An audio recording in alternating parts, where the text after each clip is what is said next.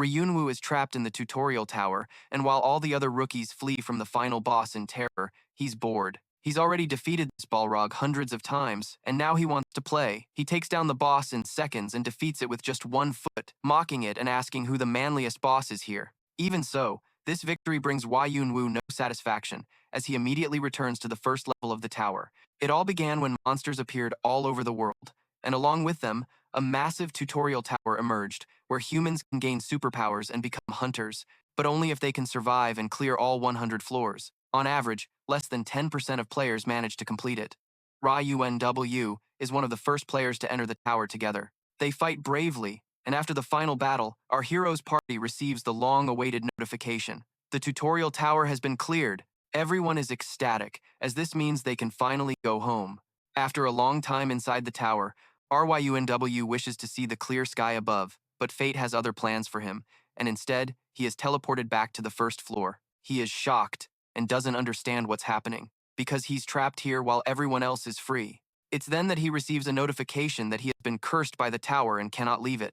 After a period of denial and anger, Ryunwu begins to clear the tower over and over again. He starts exploring possible ways to break free. He clears the tower alone from start to finish. Then, he clears it 10 times in a row. He even strengthens his body to the limit, but even after completing all that, nothing works. He's still trapped. Ryunwu continues clearing the tower repeatedly, hoping to find a way to break the curse. Time passes, and he spends years inside this place, clearing it thousands of times. While novice players take months to finish the tower, our boy can complete it in a day or even just a few hours. Eventually, he gets so bored that he tries acting like an NPC, guiding the newbies, like a coach, or even playing cruel games with the final boss.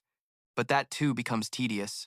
So, Ryunwu continues clearing the tower alone, mastering all his skills to the max. It gets to the point where, with a single kick on the first floor, he can literally break through 10 floors. After 12 long years in the tower, he finally receives a system notification. He has broken the cycle and can now escape the tower.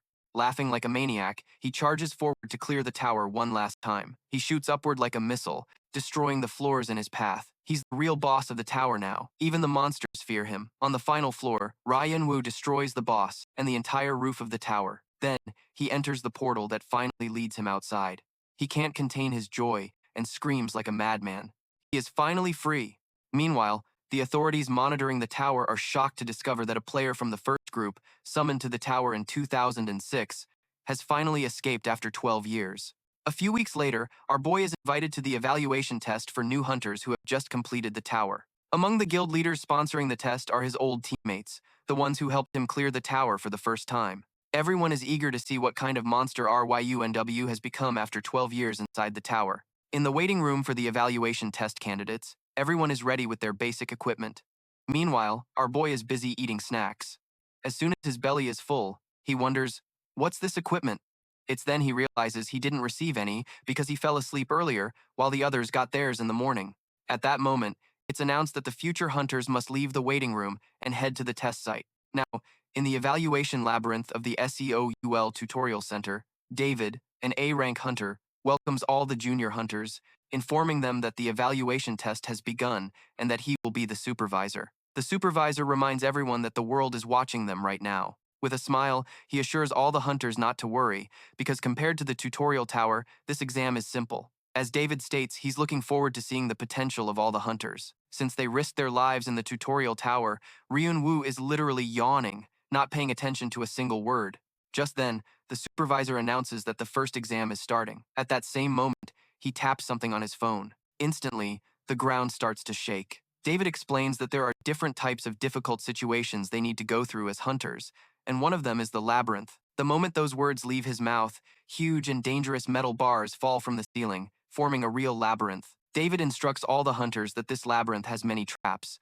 Although it's a heads up, it would be good if they utilize their skills to the fullest. At that moment, a 30-second countdown begins, signaling that the exam will start once the timer hits 0. The hunters must use their skills and escape to the labyrinth's exit. The moment the countdown ends, all the hunters rush towards the entrance. The supervisor, watching this, smiles, as all the hunters this time are very disciplined, and seeing their appearance, he remembers his own first-class exam. He reflects on the most important thing, which is for hunters to maintain their original resolve. At this moment, the hero is still standing at the starting point. While everyone else runs ahead, he calls out to the supervisor, whom he casually calls Uncle, and asks if he really needs to get to the exit somehow. Hearing this, David frowns, judging the young man for his pathetic appearance and wondering where his provided equipment is. Noticing Ryunwu yawning, David is startled, as this is how rookies act. At this point, David starts to doubt if the young man is taking the exam seriously. Curious, the supervisor asks the protagonist if he finds these hunter exams trivial. With a wry smile and emphasizing the word uncle, Ryunwu suggests that the supervisor act that way in front of the noisy guy, who is using all his willpower to run. These words infuriate David, but the hero smiles and makes a bet with him. He will complete everything in 20 seconds, and, if he succeeds, he'll win 100,000. David is surprised by his words, but, being egotistical, he agrees. David scoffs that his daily salary and overtime pay as a supervisor add up to 1 million. As the hero runs toward the entrance, he warns David not to change his mind later. Now, in front of the entrance wall, Ryunwu places his hand on it, shocked by the supervisor's high salary. While thinking about this, he focused all his energy into his arm. Everyone, including David and the main guild leaders of South Korea, who were watching the test through the observation screen, wondered what the young man was doing near the wall. Before they could understand, the protagonist punched the wall. The intensity was so great that it literally blew a hole through the entire labyrinth, and smoke covered the area. In a few seconds, when the smoke cleared, the young man was standing at the exit on the other side. It was obviously a makeshift exit, but he had confirmed with the supervisor that they just needed to get to the exit somehow. Everyone was stunned by the scene. More than anything, they were surprised by the score he had gotten. The main guild leaders of South Korea were amazed, but also somewhat irritated by the young man's stubbornness. In contrast, Ryunwu is on cloud 9 for having won 1 million, but his face twists in panic as he looks back and sees the destruction he caused. He wonders if the association will demand compensation. 24 hours before the hunter-level evaluation competition at the Live Hunters Bureau, John Sung is handling the test. Although his colleague wonders aloud if they can expect anything from the test this time, Sung immediately understands that he was referring to the rumors about the advanced hunter. However, finding information about him is quite difficult. Besides our boy, a young man who is a reserve hunter and was trained in the world of traditional martial arts will also be coming. Since it hasn't been confirmed if the advanced hunter will come, they have this traditional martial artist, Kang Ryun, as a backup. Kang Ryun is a young man with many skills and dexterity, so luck is always on his side. With his weapon, he easily defeats deadly creatures. From the beginning, Kang-gun has attracted a lot of attention and respect, as he always succeeded, but that's what he thought until he met Wu. This guy met the hero when he was clearing the tutorial tower for the last time to escape that hole. Although Kang managed to return safely, he realized just how pathetic he had been. Our boy was so out of control that he pushed past everyone who crossed his path, including Kang Ryun, in his desperation to get out of there. Returning to the present, the first exam was a success for Kang. Now everyone must return to the waiting room and wait until another announcement is made. Simultaneously, in the observation room, all the spectators were curious, wanting to see how our hero had destroyed the place. The authorities were quite annoyed, as they also wanted to see a clear image. But whenever they got a clear shot, it was always of Li Kang. In the waiting area, all the hunters were commenting on the situation. The rumor had already spread that everything had been done by a high ranker. Kang Ryun is also sitting there, aware that the exam isn't over yet, so he still has a chance to see Ryunwoo's performance. Although he promises himself that he won't lose to our boy who is literally so sleepy he looks like he's on drugs or something. An announcement echoes through the waiting area stating that the order of events for today's ranking competition has been changed. The competition will restart in 15 minutes, and all participants must prepare for the next round. Now, the evaluation event includes a monster wave, using virtual training monsters created from a combination of monster spirit stones and the latest technology. The objective is to assess how many monsters are defeated by the junior hunters in a given time. It's true that Kang is a very skilled hunter, as he focuses heavily on knocking out the monsters. With the fulminating light infused in his weapon, he attacks the creatures, defeating them effortlessly. All the observers are shocked to see this, because this guy just escaped the tower, yet he already possesses magical abilities. Everyone realizes a genius is in their midst, and it all feels surreal, without stopping for a single moment. This martial artist continuously uses a series of electrical streams and defeats all the monsters that appear in his path. When the time runs out, it's announced that Kang killed 78 monsters. This is by far the highest score achieved by a candidate to date. With that said, Kang laughs proudly, while everyone else is impressed by his combat and magic skills, believing he lives up to his reputation as one of the top candidates. People believe he would have finished in first place if the high ranker hadn't made that move. Now it's our boy's turn to face the monster wave. Yawning, Ryunwu comments on how tired he is of all this, but he obviously has no other choice. The guild leader, Sean Han, suggests that the other two leaders watch, as he wants to see how Ryunwu's fighting style has evolved. Upon entering the exam site, Ryunwu is given 120 seconds, and the exam begins immediately. A 10-second countdown starts before the exam begins. The moment the countdown ends, the giant beast raises its hammer-like weapon to attack our boy. Unfazed, Ryunwu stands his ground, and in that instant uses his strong fist to knock out the monster. Everyone is left speechless as they witness the scene. The authorities confirm if the cameraman managed to film it, as it's pure cinematography. Upon seeing this, the other deadly creatures become enraged and charge towards our boy, roaring and screaming. However, they don't get the chance to even harm a single hair on the hero's head, as he knocks them out with the same technique used before. Now there are 56 seconds left, but to everyone's surprise, the high ranker has disappeared while the monsters' heads explode on their own. All the observers wonder if this is some kind of magic, although Sean Han thinks it's not magic, because if they look closely, they can see the silhouette of a person moving at the speed of light. Around the monsters, Ryu simply runs up to a monster, punches it, and defeats it. Thus, he finds a new target and repeats the same action. Our boy isn't using any high-level skills, but he moves so fast it looks like the monsters are exploding on their own. Sean Lei is impressed, wondering aloud if such movements are possible without enhancement. Meanwhile, Sun King is intrigued by what the protagonist has been up to in the tower. Whenever Seum heard any rumors, he would ignore them, but seeing him in person makes everyone realize that Ryu has become a true beast. After 120 seconds, the announcer stutters, but as soon as he announces that Ryu killed 248 monsters, the news goes viral. It's literally one of the hottest topics everywhere. Some people question if the video is real, while others are impressed. Some can't hide their envy. In short, social media explodes into complete chaos. Seeing all the tweets and posts, Kang literally breaks his phone in half, enraged. He punches the wall so hard that cracks spread instantly. Kang claims that he worked very hard and pushed himself to hunt, even when others were slacking off. Furthermore, he stole other people's hunts, knowing they would hate him for it. He used every dirty trick in the book and tried so hard, which is why he can't process the fact that Ryu is going viral worldwide. Next, Alice, the head of the information division of the Korean Hunters Association, meets the protagonist in person. She hands him the list of guilds that want to meet him. With that, Alice congratulates our guy for getting out of the tower after 12 years. Additionally, she explains to the hero that many things have changed since the tower appeared. She elaborates, stating that the monsters originating from labyrinths and dungeons are very frightening, but that great risks bring great rewards. And since the Hunters Guild is interested in recruiting talented hunters, they will be rewarded with great prizes. At the same time, Ryu isn't paying attention to a single word, thinking about his next meal. Alice, unaware of this, assumes our guy is confused. However, the protagonist asks if explaining all this is part of her job. With a friendly smile, Alice confesses that she came for personal reasons. She wanted to meet the high-level player everyone was talking about. Furthermore, she wanted to share the guild contracts regarding a member's rights and duties. Revised edition. She suggests our guy read the contract clause about the signing bonus. Intrigued, Ryu reads the first clause, which states that once both parties have signed the membership contract, the member will receive a huge sum of money. Sweat runs down the protagonist's face as he looks at Alice.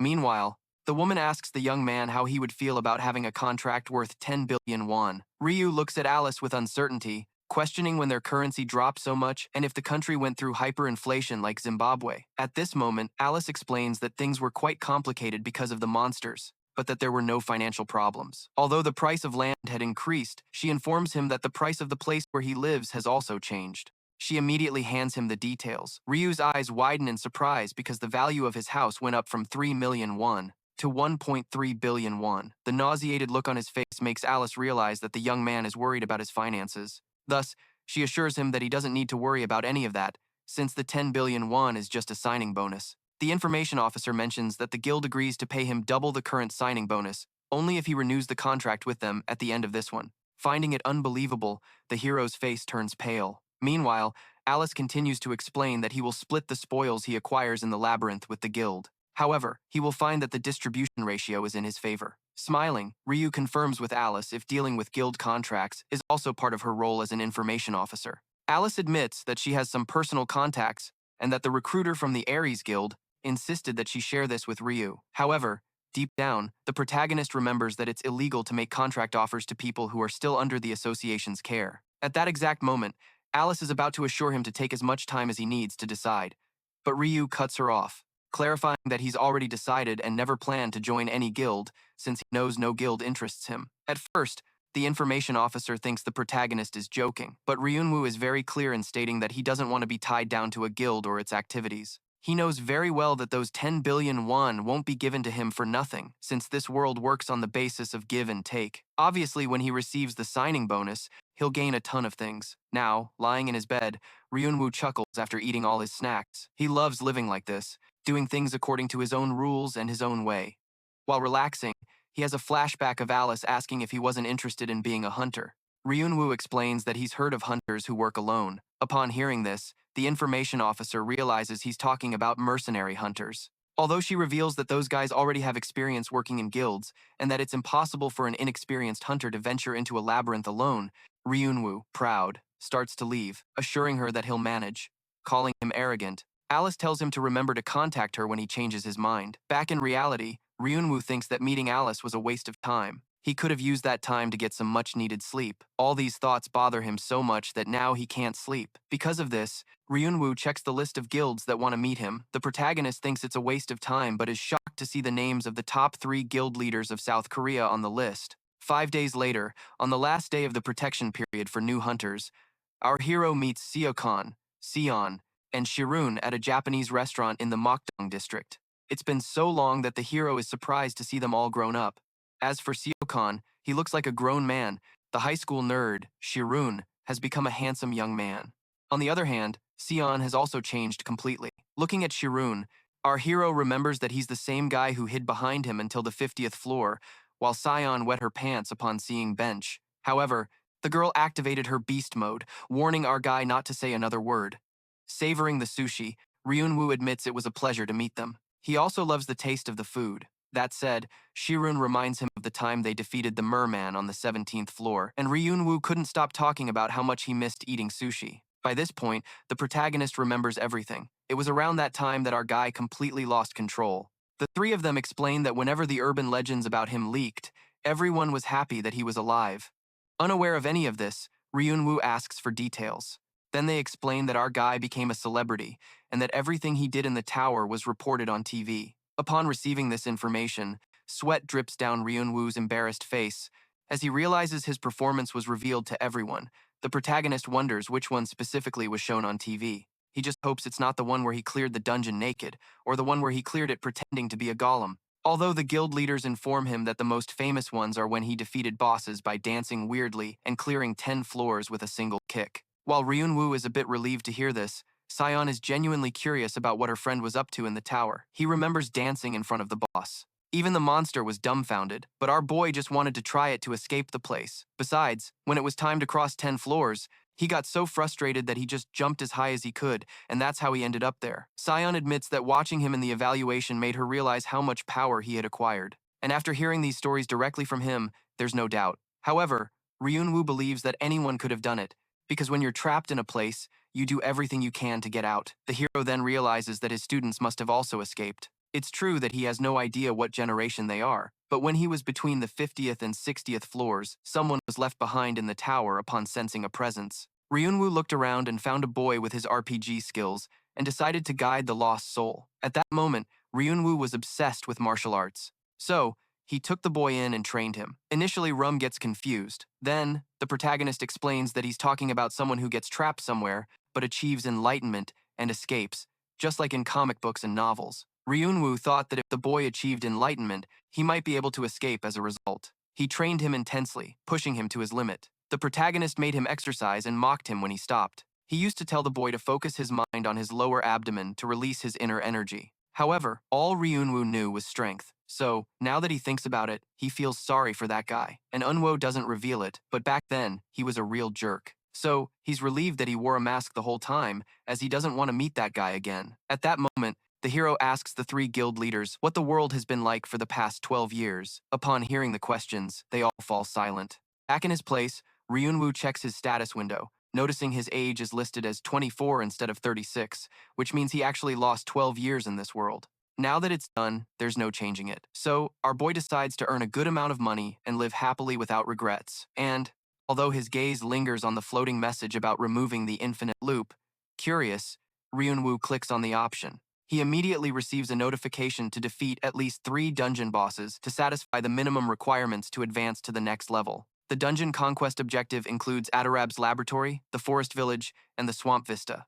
Before Ryunwu could understand what was happening, there was a knock on the door. Upon opening it, the security guard greeted him, informing him that some guild recruiters had come to see him. Uninterested, the hero turned the guard down, but worried, the security guard asked him to come along, as the recruiter had instructed the poor man to bring Ryunwu. It was clear they wouldn't stop until Ryunwu made his intentions very clear, so he headed to the hall on the first floor, where they were waiting. Byung H. Kang Kang, the guild's human resources manager, greeted Ryunwu, but instead of beating around the bush, the protagonist reminded him that he had already made it very clear he had no intention of joining any guild. However, the guild's HR manager questioned if Ryunwu truly believed he could be a successful hunter without the guild. Bongo tries to convince him, reminding him of all the advantages he would get by joining the guild. Without showing any fear, the hero suggests the manager not threaten him. The bodyguard behind Bongo gets irritated by such arrogance, but Bongo quickly stops him before he can react, advising Ryunwu not to do anything reckless, since he has no idea who the Aries Guild is. With a mocking smile, our boy acknowledges that they are a bunch of idiots who have swallowed half of Korea. At that moment, Ryunwu has a flashback to his meeting with the 3 main guild leaders of South Korea. They had already informed our hero that the guild holds a monopoly on over 66% of the country's dungeons, including A-rank dungeons, ideal for farming, and D-rank dungeons, perfect for beginners. They heard that the place is funded by foreign capital with a lot of money to spend. Furthermore, for a beginner to gain experience and for a pro to make money, they need to either buy the expensive ticket or be members of Aries. Basically, this guild is strong-arming people, as they know they don't have much of a choice. His thoughts are interrupted when the bodyguard slams his hand on the table. The force of the blow is so great that a brilliant energy envelops the room. At that moment, he warns him not to talk too much just because they are in the association's residence, and advises him to think very carefully about the proposal. The bald bodyguard who slammed his hand on the table throws it against the wall. Meanwhile, the HR manager explains to Ryunwu that the bodyguard's stats are enough to make him a first-class hunter. Thus, he suggests that the hero not make any rash decisions, as he would end up dead before this guy. Sighing with a smile, Ryunwu stands up, raises his slipper, and challenges the bald guy to face him, as he's ready to teach him a lesson. The insult enrages the big guy who charges forward, but he's thrown against the wall in seconds, left motionless. Witnessing this, Byeonru remembers that they all literally created a script to threaten our boy and demotivate him to the point of making him sign the contract. But everything went wrong. There, the resource manager is shocked, as Ryunwu can't even use magic, yet he possesses unparalleled strength. With a malicious smile, our boy approaches Bongo and corners him. In that instant, with his torn slipper, he slaps the bully, making it clear that he hates those who threaten him. That night at Shun's house, Ryunwu tells him everything. Although the guild leader is impressed, he's also a bit surprised, as those guys from the Aries Guild are ruthless and no one dares to confront them. Shun informs the protagonist that they were sent to stop him from joining other guilds. Furthermore, they can silence him inside the dungeons. While eating strawberries, Ryunwu pondered the meaning of being silenced. Shun explained that they would kill him. The hero found the idea brutal. Thus, the guild leader suggested he join the guild, considering everything that was happening. Even so, Ryunwu wasn't very interested in joining any guild. Although he wanted to lead a quieter life, he needed to settle some matters and decided to postpone the decision for a while. Furthermore, with a sly smile, he asked Shun if by any chance he had heard of Aderon's laboratory. For 12 years, it was a mystery why Ryunwu had been left behind. He had many questions: who built that tower, who imprisoned him, and so on. Therefore, his goal was to uncover the tower's secret and who had locked him in there, because once he found out, he would make them suffer. Shun, in turn, wondered why Ryunwu was so interested in Aderon's laboratory. Shun reveals that Aderon's laboratory is an A or C level dungeon located in Wijan B. Furthermore, he's also heard that it's a good place for new hunters to get stronger. Out of curiosity, Shun demands to know the reason for the questioning, but our boy doesn't reveal the whole truth, confessing that he has some business there. However, Shun warns him that he probably won't be allowed to enter, since the Aries Guild is abusing its exclusive rights over the dungeons, and Aderon's is one of them. Upon receiving this information, Ryunwu gets extremely frustrated with these thugs. Only a small number of people manage to complete the tutorial tower to become a hunter. The dungeons are so dangerous that not even the police can investigate properly, often classifying the deaths that occur there as accidents. Ryunwu thinks this is all a bunch of nonsense, but on the surface, the Aries Guild is the leader of a rising industry that contributes a good amount in taxes, and any situation involving hunters is too delicate for external forces to interfere. At this point, the protagonist decides to infiltrate and, if there's no proper surveillance, he will face them head-on. Shuan warns that if he does anything stupid, Aries will become his enemy. But it's too late to think about that, since our boy has already shown his true intentions to the resource manager of that ridiculous guild. On the other hand, Seon Hook, an S-rank hunter and manager of the guild's Korean branch, is discussing that the guild's expansion in China will take at least 5 months, in Russia, 8 months, and in Japan, 7 months. Seon doesn't care about the time, as the important thing is that they stay one step ahead of the others. Just like when a dungeon monster attacks, you don't have to be faster than the dungeon boss, just faster than the person next to you. With that, the manager's men hand him Ryunwoo's attribute levels. They used footage of our boy's movements in the training area to estimate his levels, using an experimental analytical device. Byung Gukyu, head of the guild's human resources department, explains that he had his doubts, but the department's analysis shows that the margin of error shouldn't be more than a single grade. That said, Seon asks if they recruited this guy, but seeing the hesitation on his men's faces, he understands they failed. In that instant, he announces that they're better off without him. He acknowledges that Ryunwu is a very capable guy, and that they'll profit greatly from his presence, but he'll be keeping an eye on their positions. So they should forget about recruiting, and instead teach him how to behave. At that moment, a man runs towards Byanguku, out of breath. He informs him that there's an emergency at the Aderon laboratory. In Louis Bu, on Shiombo Mountain, at the entrance of Adoran's laboratory, a C-rank dungeon. A girl begs the guards to let her in, but they suggest she go to the Labyrinth, since there are low-level monsters there. At first, the guards claim to be men who follow the rules, but soon they start creeping closer. At that exact moment, our hero approaches them. The guards warn him to leave, informing him that this place isn't for hanging out, as there are real and scary monsters there. As he gets closer to the guards, our hero says that's exactly why he's there. He has business to take care of inside the dungeon. The guild guard calls our hero crazy for calling him an idiot. RUNW silently picks up his flip-flops to teach the players a lesson for being so rude. Smiling, he approaches one of them. The man explodes with rage and tries to tell him that he belongs to the Aries Guild. However, our protagonist doesn't care about any guild. He takes his flip-flop and with a single strike, the man goes flying into the wall. Seeing his companion unconscious, the other fighter starts to panic. Our protagonist asks for the other one's shoes. The man is confused and Rum threatens to bust his eyes open too. The man, trembling with fear, obeys. As soon as our protagonist puts on the new shoes, he is impressed by how light the metal shoes are.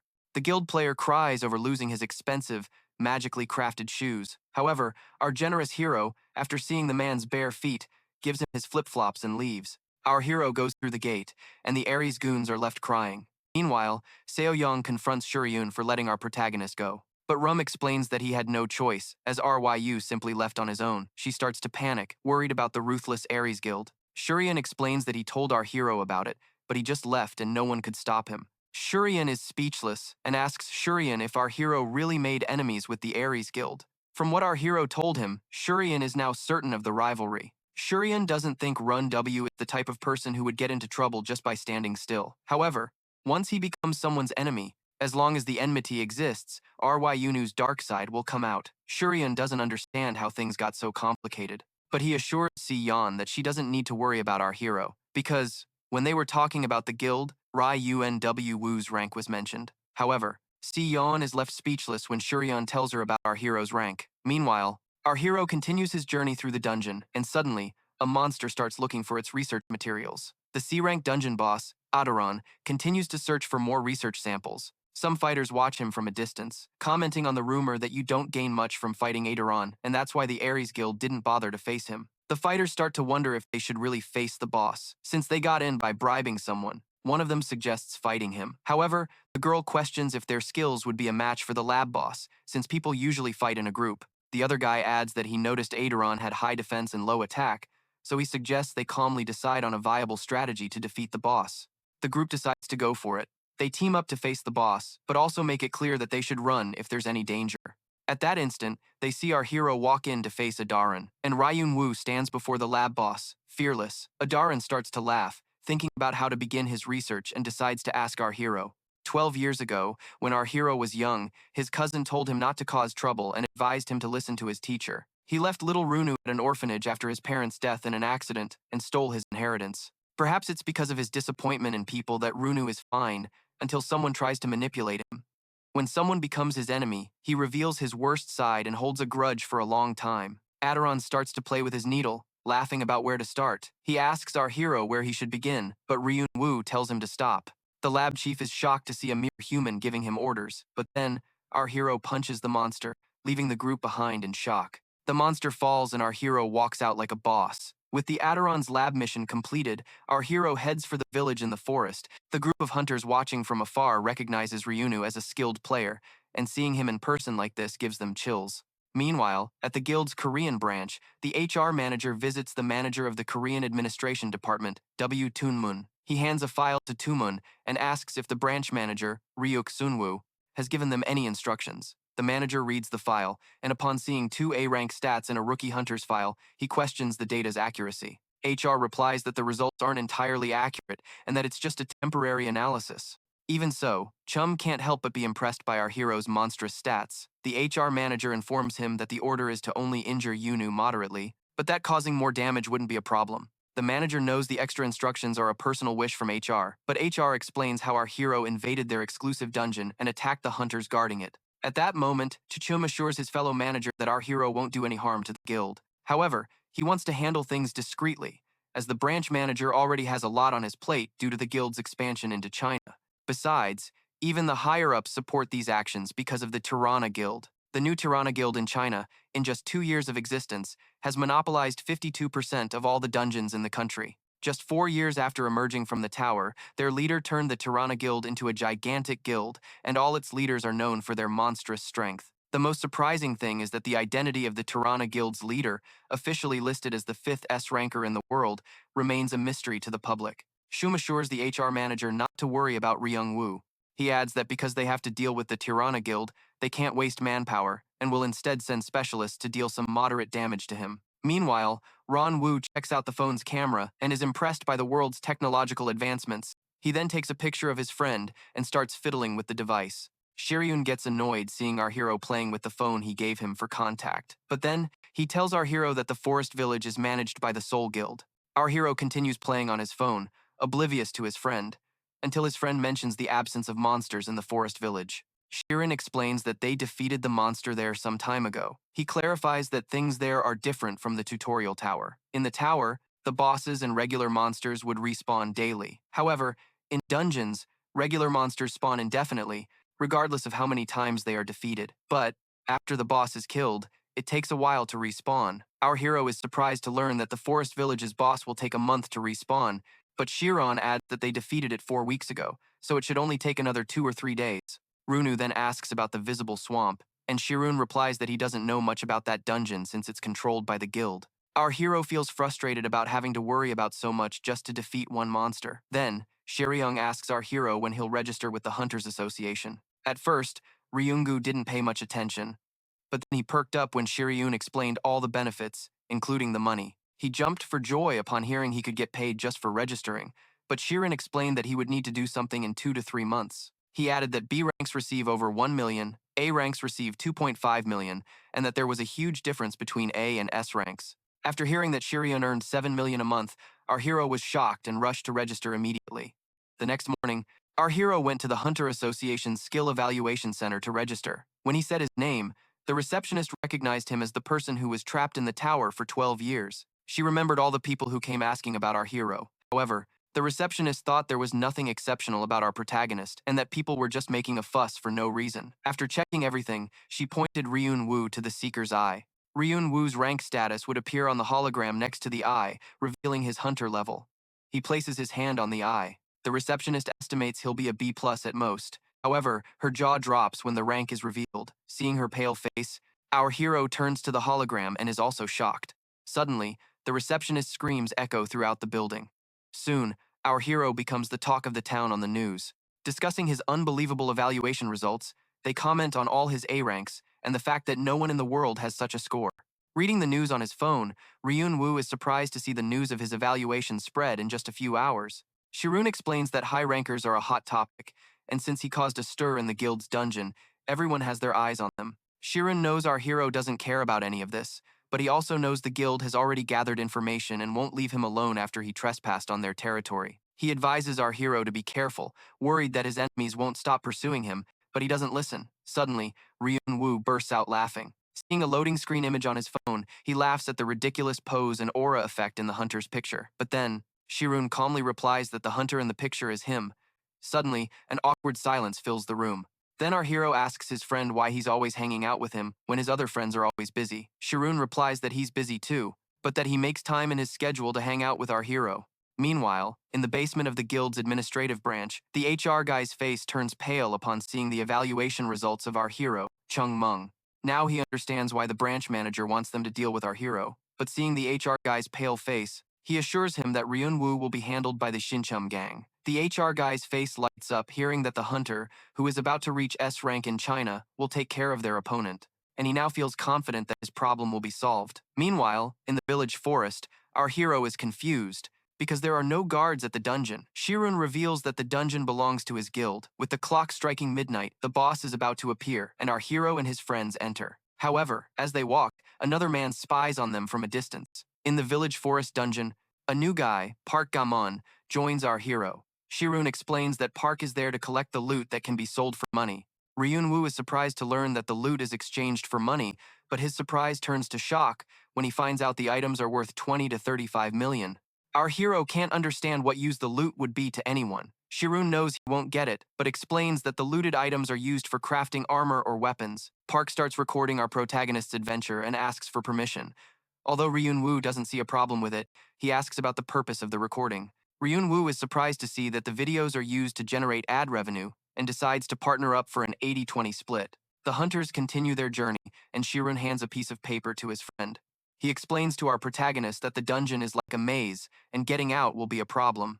Ryunwu glances at the map marked with different spots and throws it away, leaving his friend confused. Our hero approaches the giant tree and asks Park to take a picture of him. He walks up to the tree and unleashes a powerful punch, leaving Park and Shirun shocked and in disbelief. The floor instantly vanishes, revealing the dungeon boss, the two-headed ogre. Park, still recording, freezes in shock, unable to believe that our hero just created the path with a single blow. He excitedly follows Ryunwu after witnessing his power. Ryunwu heads toward the giant ogre and leaps, landing on the monster's shoulder. He punches the ogre in the face, taking it down with a single blow. Our protagonist stands over the fallen dungeon boss and Park continues to record, crying with joy that his video is about to go viral. Meanwhile, Shin Chunggang continues to spy on our hero.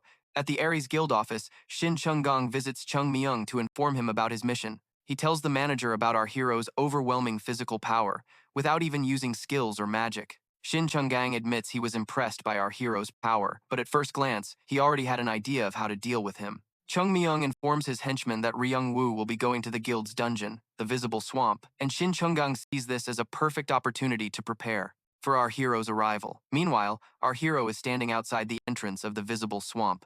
However, he feels that something is wrong and wonders if he's overthinking it. At that moment, So-yeon messages him to warn him about the Aries Guild. However, our protagonist can't understand why his friends are so worried, since he doesn't care about the guild. So-yeon worriedly asks Ryungwu why he is going to the Aries Guild's exclusive dungeon. He replies that he has some business to take care of, and she asks for more details. However, our protagonist doesn't intend to tell her yet. So-yeon asks if he's trying to mess with the Aries Guild on purpose, and Ryungwu replies that he is. Worried about her friend, So-yeon gets upset. She knows she's worrying for nothing. Knowing his stats and seeing the video of him raiding the dungeon, it's obvious that Ryungwu can handle himself. Even so, So-yeon advises our hero to avoid the guild members and to resolve his issues quickly. The Visible Swamp is a rank A dungeon, and So-yeon believes the Aries Guild will visit the dungeon on the day the boss appears to raid it. Our hero thanks her for the advice and assures his friend not to worry. However, now outside the Visible Swamp dungeon, he runs into the guild members again. The guild's hunter confronts Ryungwu and threatens him, saying he shouldn't become an enemy of the guild. Our protagonist remembers So-yeon telling him to avoid these people, but with them constantly pestering him, it's impossible to do that. He criticizes the thugs for all being the same. They always look down on him and get beaten every single time. And when they realize the trouble they're in, they just drop the guild's name and start a fight. The hunter becomes furious and rushes to attack our hero with his sword, but he effortlessly takes him down and walks through the entrance. Ryungwu passes through the gate and the monster awakens. He continues walking through the dungeon and the monster charges in his direction. Finally, our protagonist faces the dungeon boss. the mega alligator.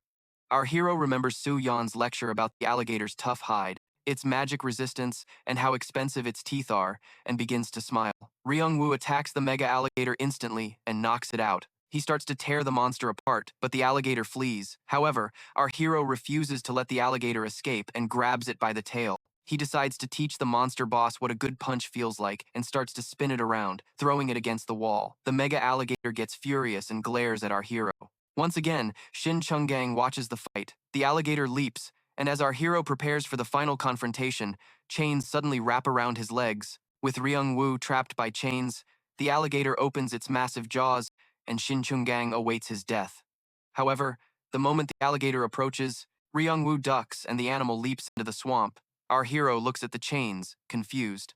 And then Shin Chunggang explains that it's a magic chain, the perfect tool for dealing with him. Ryungwu is baffled to see the unknown man. The assassin jumps down to introduce himself, but then he realizes he can't move. Shin Chunggan says it's a magic chain, and that our hero needs magic power to break free. However, he needs magical power greater than that of a rank A to break free.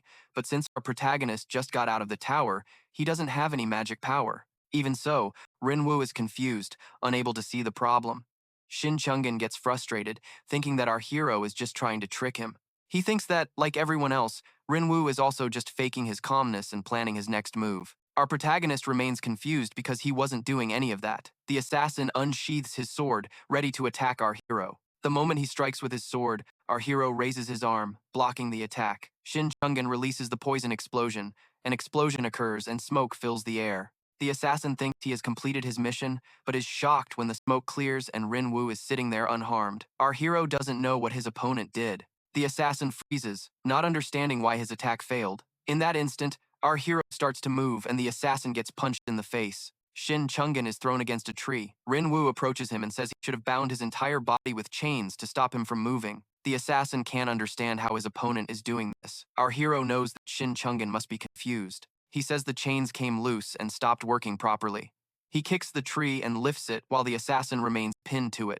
Our hero tells his opponent that he should be prepared to die if he planned on killing him. The giant alligator floats peacefully through the swamp, and, suddenly, Shin Chunggan falls on top of it and Ryunwu throws the tree into the swamp, killing the alligator too. He stands silently at the edge of the swamp and, suddenly, the system screen appears, notifying our hero that he has proven his worth and that lower-level information will now be available to him. Meanwhile, at the guild's management department, Tumung is informed that his assassin has died. The assistant reports that the tree Shin Chunggan was pinned to sank into the swamp. And, although they couldn't confirm it, he is likely dead. Tung thinks that the monster must have devoured his assassin. However, he had 2 S-rank attributes and 7 skills. Seeing his competent assassin easily killed by our hero infuriates Chun Mun Ryun. Ryunwu is lying in his apartment trying to sleep. Suddenly, he wakes up and remembers the information window. The system screen reveals that our hero has been invited to be a temporary guardian in the system. He is confused, feeling that something has changed, but he doesn't know what everything on the screen means. Ryunwu thought he would get information about the tower, but he doesn't know what the system's invitation means. He realizes it's 9:30 and that the invitation arrived around 2 p.m. In that instant, Shu Ryan enters the apartment and our hero tells him to stop. He opens the information window to test his new skill. After a brief moment of concentration, Shu Ryan's information window appears. However, Ryunwu can't see any stats due to his lower-level authority. He curses in anger, realizing the uselessness of his skill, which confuses Shu Ryan. But our hero pulls himself together, saying he was just talking to himself. Our protagonist stares at the clock on his phone. As it gets closer to midnight, he thinks that the useless skill has definitely brought him some kind of change. He believes he will be able to find information about things like the tower after receiving the system's invitation. At that moment, the clock strikes midnight, and the room goes dark. Ryunwu suddenly finds himself teleported to a different space and, looking forward, he sees a girl sitting in front of him. The girl calls our hero Guardian and reveals she is his assistant, Evie. Evie introduces herself and tells the Guardian that she will be seeing him as long as he is alive. Ryunwu's mood improves as he realizes he finally has someone to talk to and that he might find out why he was stuck in the tower for 12 years. The two stare at each other in silence, and then our hero speaks up, asking his assistant if she's going to explain everything. Evie is confused about what she needs to explain. Our hero gets angry and yells, asking if she invited him to give him an explanation. However, Eve tells him that she can only answer his questions. Realizing that his assistant can only answer his questions, our hero is shocked. He then starts asking questions, beginning with who locked him in the tutorial tower. Eve replies that she can't tell him because he has a lower level of information authority. She says she can only answer if he has a higher level of information authority. Our hero's anger grows as he realizes this is the exact same thing his assistant has been talking about. And irritated, Ryunwu asks his assistant if she will be able to tell him who locked him in the tower when he has higher level information. However, Eve replies that she can't tell him that due to his lower level authority. He then asks what the tutorial tower is, but she again replies that she can't tell him. He then asks why the tutorial tower was built, but receives the same answer. Our protagonist asks why the monsters appear and still gets the same answer. Tired of getting no answers, his anger starts to build, and he headbutts Eve. He starts yelling at her for inviting him there for no reason and begins to laugh, thinking she just wanted to play a trick on him. Eve explains that she won't tell him anything because he has the lowest level of authority, and Ryungwoo's anger grows even more. But then Eve says she can tell him something. She adds that he is a guardian, and a guardian refers to a defender. This answer is still not enough for our protagonist, and he asks if she can give him something more important. The assistant replies that she can tell him about the things a guardian needs to do from now on. Ryungwoo gets frustrated that she isn't telling him about the things he's curious about. Then, Eve says that he is a temporary guardian, and that if he officially becomes a guardian, he will be able to find out all the details, even if he doesn't want to. Our protagonist becomes curious about what he needs to do to officially become a guardian. Eve says that in his area, a rift will open in 5 days. In the depths of that place, he will find a key that can raise the level of his information authority. By obtaining this key, our hero will become a true guardian. After delivering the message, Eve enhances Ryungwoo's abilities and sends him back to his world. He stands in his apartment, looking at a system window that instructs him to acquire the key. So, our protagonist decides to go all the way and become an official guardian to get the information he wanted. Meanwhile, our hero's friends are shocked to hear about the rift. They look at each other awkwardly and ask why he is asking about it. Suddenly, Ryungwoo is confused by everyone's reaction, and then, Shirin reveals that a rift is a huge disaster. Meanwhile, at the guild headquarters, Ryukwoo's son explodes with rage upon realizing his best hunter from management was defeated by Ryungwoo, while the hunter remains silent, feeling ashamed. Sungwoo assures Yu that he doesn't blame him and orders him to gather everyone and crush our hero if there's a way. He offers Yu money and orders him to hire mercenaries stronger than the one he sent before. Sungwoo makes his intentions perfectly clear to his HR manager, who understands his orders. Sungwoo then decides to focus on the Tyrants Guild. Next, the Tyrants Guild in China continues to beat up the members of Aries in a separate building. Realizing that things aren't going as planned, Sungwoo's anger only grows. Meanwhile, our protagonist's eyes sparkle with excitement upon seeing the $2 billion ring. Hun explains that things like this appear very often in labyrinths. Ryungwoo is confused about the difference between a labyrinth and a dungeon. His friends explain that artifacts are found in labyrinths, and the ring is also an artifact. Special resources or items like spirit stones are found in dungeons after monsters are killed. But in a labyrinth's hidden treasure, artifacts with useful functions are found. Hun tells his friend that the ring is enchanted. Our hero is amazed by the game-like function. Realizing that these objects are better than common equipment, he observes the ring, and a system window appears, displaying information about it. The system informs him that he can read the item's description with his special ability. He decides to try it, and the information panel appears. However, the entire description is hidden, as he has the lowest authority. Our hero gets annoyed with the useless skill, but decides to visit the labyrinth after his main mission. He returns the ring to Wan after confirming the price and focuses on the menu.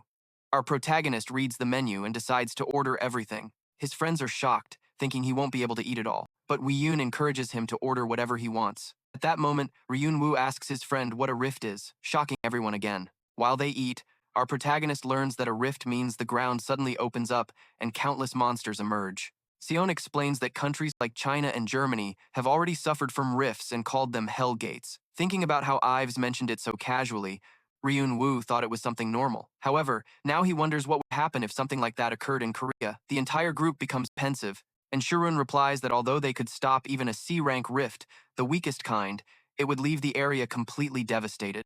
Everyone knows that their guilds, along with others, will help, but the Aries guild will only send a few weaklings pretending to help. Our protagonist tells his friends to eat up and relax for 4 days. When they ask what he means, he just replies that they'll find out soon.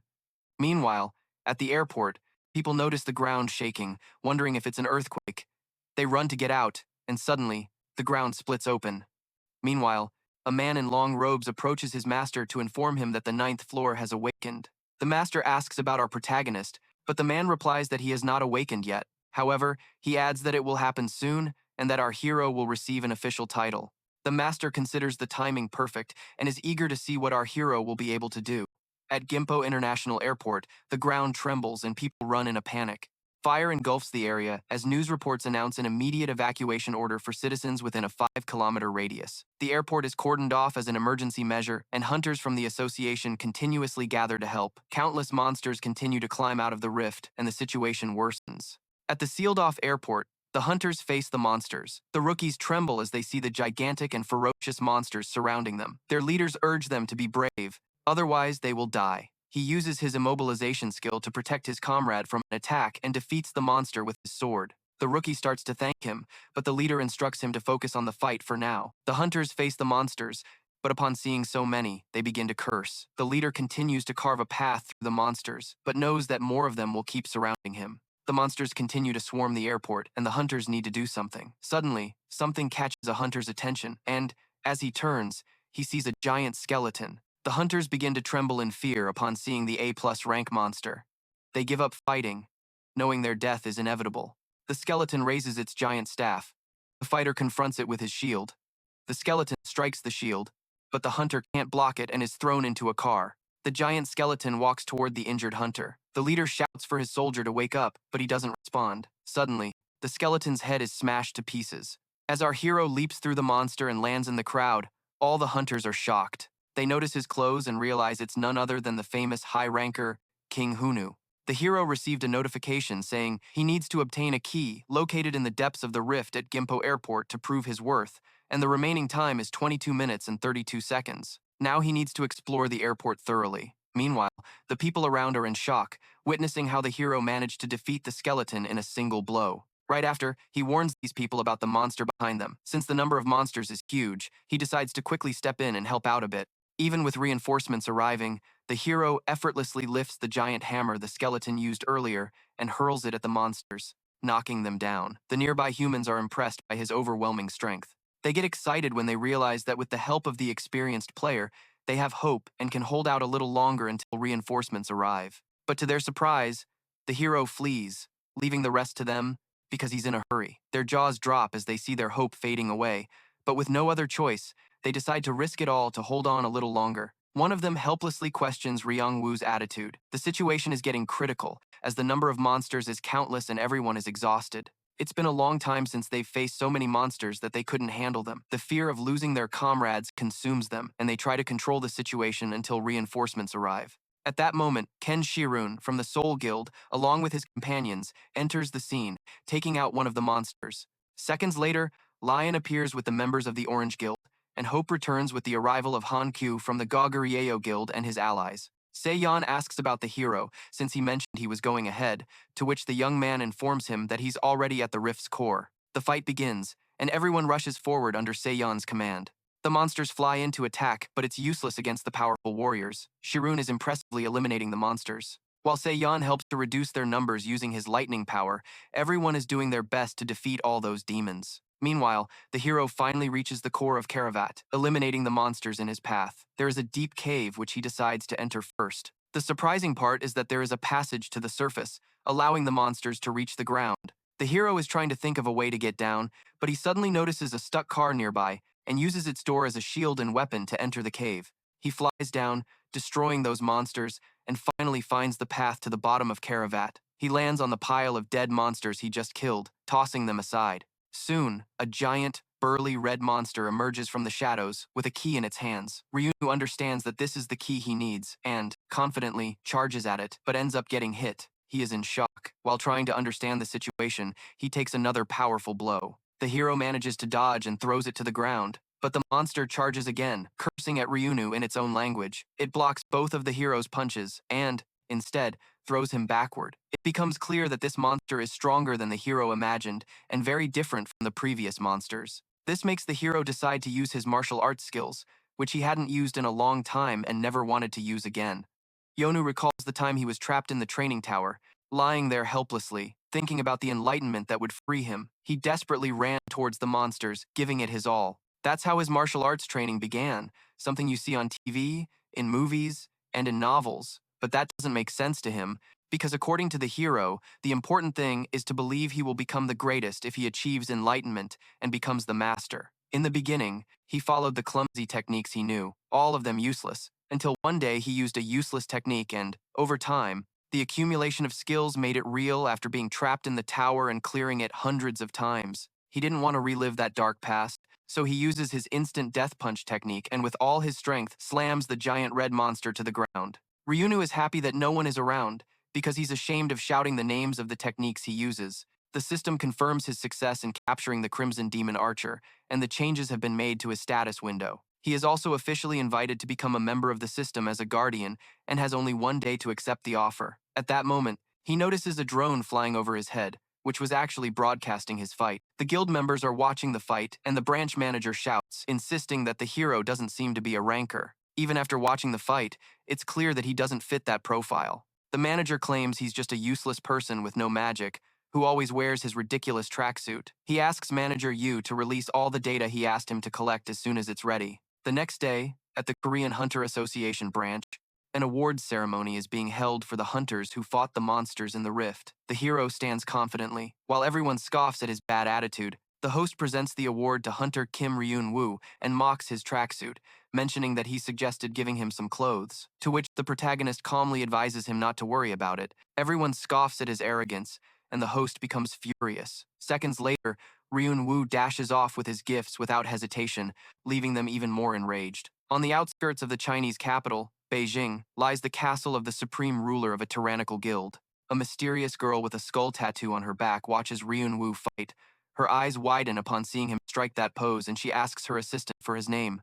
The assistant mentions his name, and the girl immediately advises her to investigate all information about his past. Later, a man informs the mysterious girl about the subjugation of the Wan Guild, which had managed to take control of all the major dungeons in the south. He further explains that one of the executives was kidnapped, and that suspicion falls on Ayer's guild, as they had problems with them previously. The girl dislikes the idea of her executives being defeated by mere followers of Ayer and mentions there would be no place for them if they couldn't make it back on their own. She comments that they need to accelerate their takeover, as it bothers her that they are struggling to conquer a single dungeon. Later, Ryunwoo's friends inform him that he has become famous. He notices the terrible headlines in the news and comments on how these reporters haven't changed even after 12 years. But his friends insist that the reporter's reaction is expected, given the way he left after receiving his reward and his ridiculous tracksuit. Shortly after, the hero mentions he has an appointment and takes his leave. Seo-yun is worried about him, as he has made many enemies. They discuss his conflict with Aries and the media, even though it hasn't been long since he left the tower, but one of them insists they shouldn't worry about the hero, as he is the strongest individual. Meanwhile, the hero has accepted the system's invitation and teleports somewhere. His assistant, Eva, greets him before sitting right in front of him. He asks if his information authority has increased, and she replies that it has gone from the lowest level to the lower level. The hero becomes furious and scolds her, but she is only providing the information she has learned. The gray-haired girl calms him down and explains that, since he is now officially a guardian, he can achieve his goals just by completing the task. Basically, he has been assigned to stop climbers from ascending the tower. The hero mistakes this tower for the tutorial tower, but she explains that this one is different, consisting of 12 floors, including the ground floor. He needs to protect the 12th floor, which is the ground floor. The hero questions his life and cries, as he is tired of working non-stop. Eva insists that he protect his place, otherwise it will be destroyed.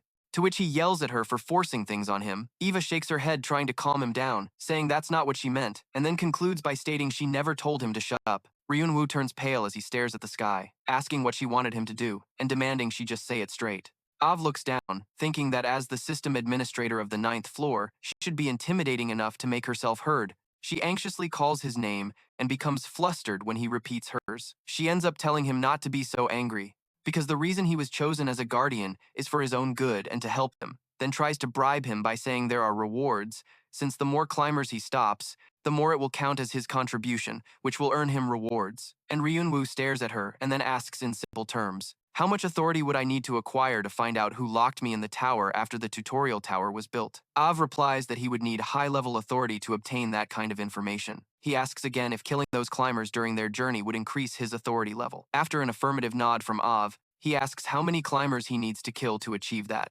IATA says it's hard to tell, since even climbers have ranks. So, It would take approximately 5 high-rank climbers to get the necessary high-level authority. Ryunwu asks for more information, like the rank of the Crimson Demon Archer he killed. AAV replies that he was a low-rank climber, and Ryunwu nods his head, understanding everything. Ryunwu is sitting at home staring at his status, thinking that Earth being a tower is complete nonsense, as well as the fact that he saved Earth. He decides not to waste his brain cells on these complicated situations. Instead, he'll focus on one thing, finding out who locked him in there. And to do that, he won't hesitate to crush the climbers. Just then, a call from SEO interrupts him. Worried, she asks him to turn on the television. Upon turning on the TV, Ryunwu sees his name plastered on a news report saying that public opinion about him has changed because Hun Wing, who played an important role during the Rift Crisis, killed a member of the Aries Guild. After a series of related incidents, Ryunwu laughs at the news, asking what this new drama is all about.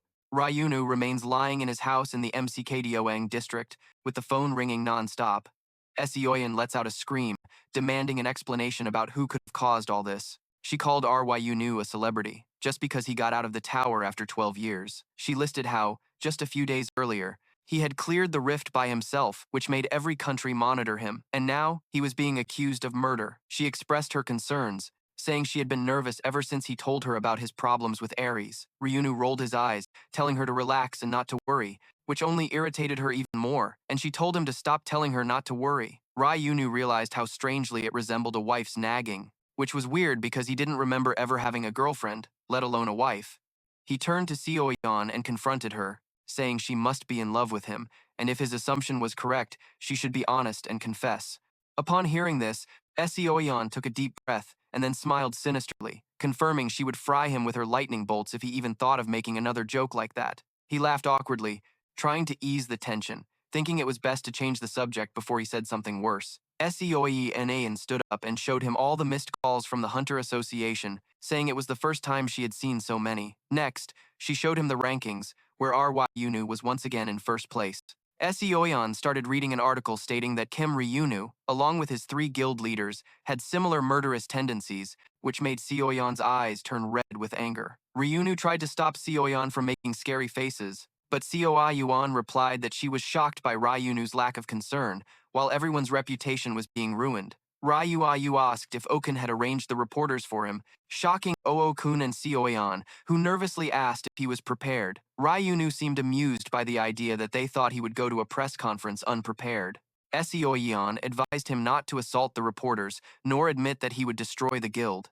Ryunwu looked at them and asked if that was really what they thought of him. Meanwhile, the guild leader was inquiring about King Ryunwu's current situation. The HR manager reported that Ryunwu's face was all over the news and social media, influencing public opinion and confirming that things were not looking good for him at all. The leader thought about how he needed to be one step ahead to get rid of him completely. The guild leader reflected on how something he barely believed was possible had been done by Kim Ryunwu, but in the end, it turned out to be beneficial for them and became a huge disadvantage for him.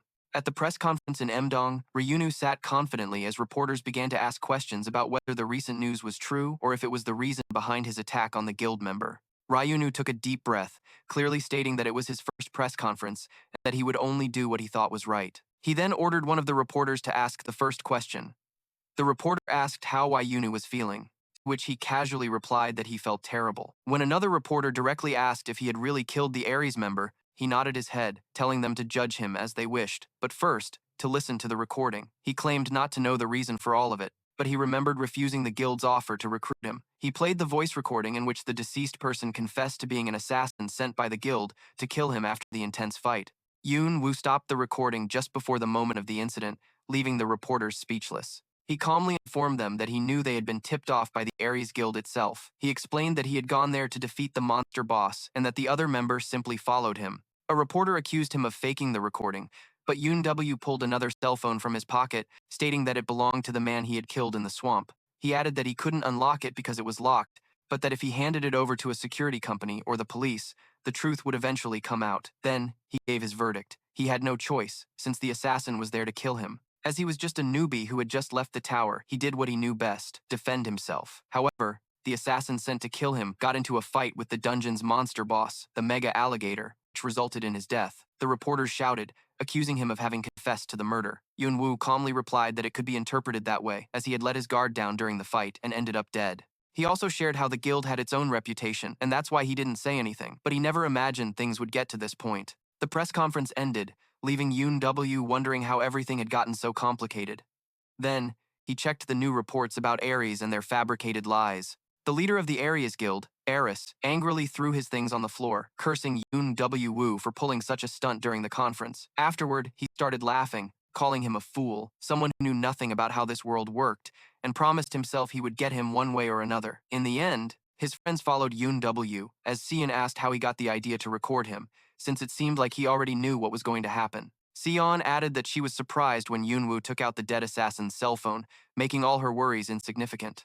Yunwoo smiled and confessed that he had lied about having the assassin's cell phone. The three of them stared at him, asking why he had lied at the press conference. He took out the cell phone and showed it to them, stating that it didn't belong to the assassin, but to Seon, who used to switch devices. Then, he informed them that he had followed their advice, since they always told him how dangerous Aries was, and for that reason, he had been recording things that way, but he didn't know it would one day be useful. Seon couldn't hide her concern, asking what would happen if they actually asked for the cell phone. UNW reassured her, saying that they were talking about Aries. So, before the security team, Aries agents would inspect it anyway, and he just made sure they knew that they shouldn't mess with him anymore. Seon soon started to chuckle, saying that Yunwoo suddenly seemed calm, despite her worries. The America-based guild with mazes scattered all over the world was known for having its Korean branch with the highest number of dungeons. He started to wait and wonder what Aries' next move would be, since they had a lot to lose if he implicated them. Later that night, Yunwoo dismissed Seon,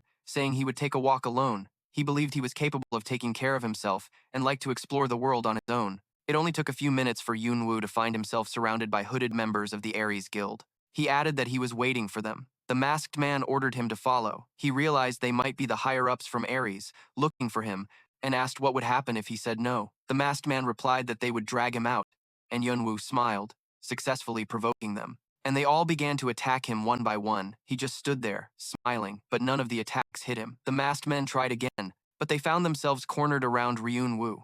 Ryunwu stood motionless, while the masked men began to squirm, confused that their attacks had no effect. Ryunwu moved his head, fighting them one by one with precise and calculated blows until the last man began to beg for his life.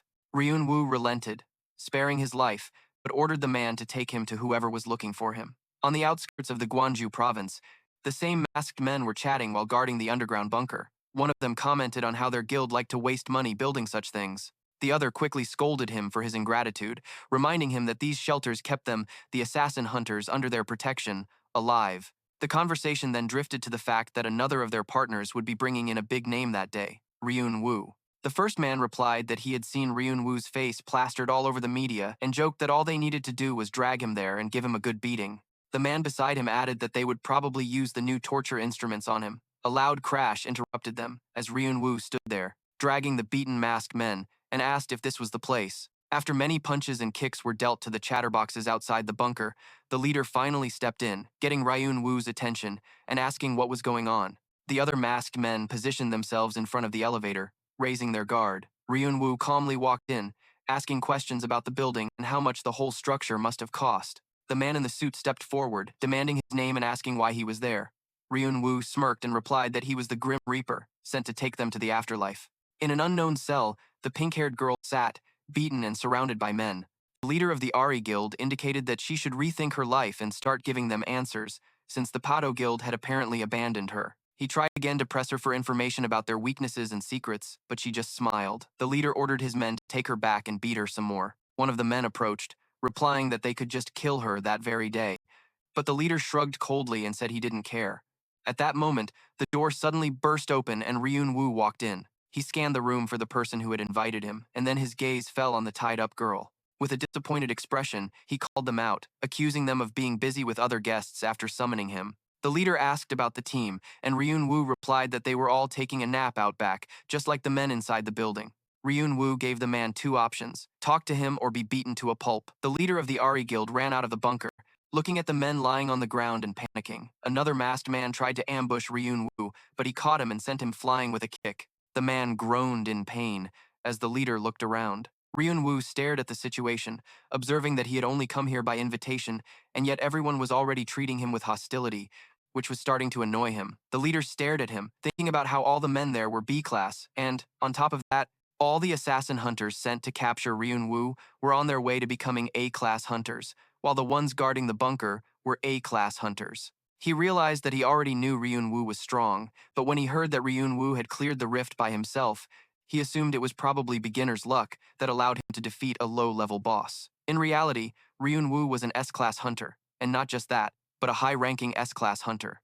He began to calculate his chances of defeating him in a fight with his mid-tier S-level equipment, but Ryunwu interrupted his thoughts, ordering him to hurry up and choose between the two options he was given. The leader snapped and started running towards Ryunwu, cursing, but he quickly came to his senses after a deep breath and decided they would talk. They sat facing each other at a round table. The leader pondered the fact that he still had things to find out about the other guilds, and that, until he understood Ryunwu's exact capabilities, it was better to handle the situation with caution.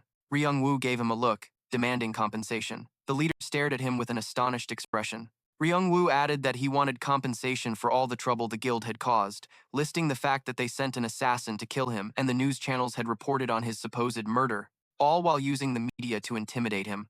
Ryunwu added that he wouldn't forget these incidents. The leader asked what he wanted, and Ryunwu replied with a smile, demanding 10 million won, plus some of their low-level dungeons. The leader snapped out of his shock and slammed his fist on the table, calling the demands ridiculous, but Ryunwu argued they were completely reasonable, since they were the ones who went crazy on him. The leader cursed at him while calculating that he could handle the 10 million won, but his demand for 2 dungeons meant he wanted to take possession of their property and their newer hunters. Ryunwu added another 5,000 won because of the leader's delayed reaction. The leader calmed down and tried a softer approach. He said that if that was the amount Ryunwu wanted, their contract could offer him much more, and asked why he had rejected them in the first place. He continued, saying that if Ryunwu joined the Aries Guild today, all his needs would be met, all his demands satisfied, because it was better to work for mutual benefit than to create an enemy out of a popular guild.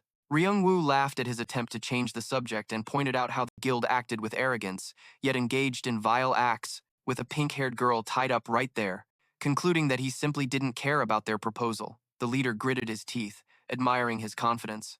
Ryunwu stood up, giving him 10 seconds to decide whether the leader would accept the compensation or if Ryunwu would simply kill him right there. Then Shiyun heard the click of the door, assuming Ryunwu had finally returned, and greeted him. He looked up from his phone to see Ryunwu carrying a pink-haired girl on his back. He was startled and asked for an explanation. Shiyun took in the surroundings and recognized the place as the 9th floor. Meanwhile, the scene shifts to Ryunwu, who is next to Shiyun. Before them lies an unconscious woman. In addition, Ryunwu received a huge reward, $11 million and the rights to 4 D-rank dungeons, plus the woman as part of his compensation.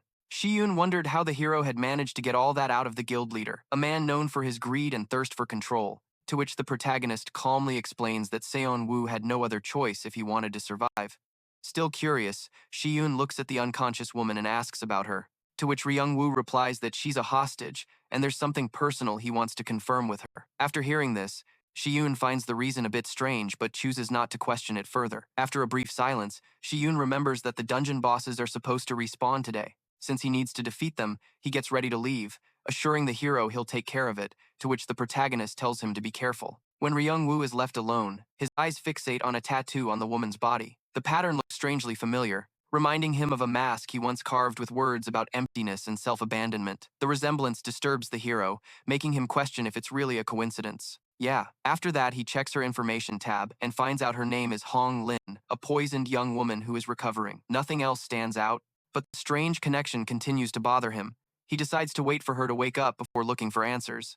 And Ryunwu stands still as a sudden system alert pops up, informing him that a new climber has started moving through the 9th floor. Before he can react, another message appears, inviting him as a guardian and warning that he will be transported in 5 seconds.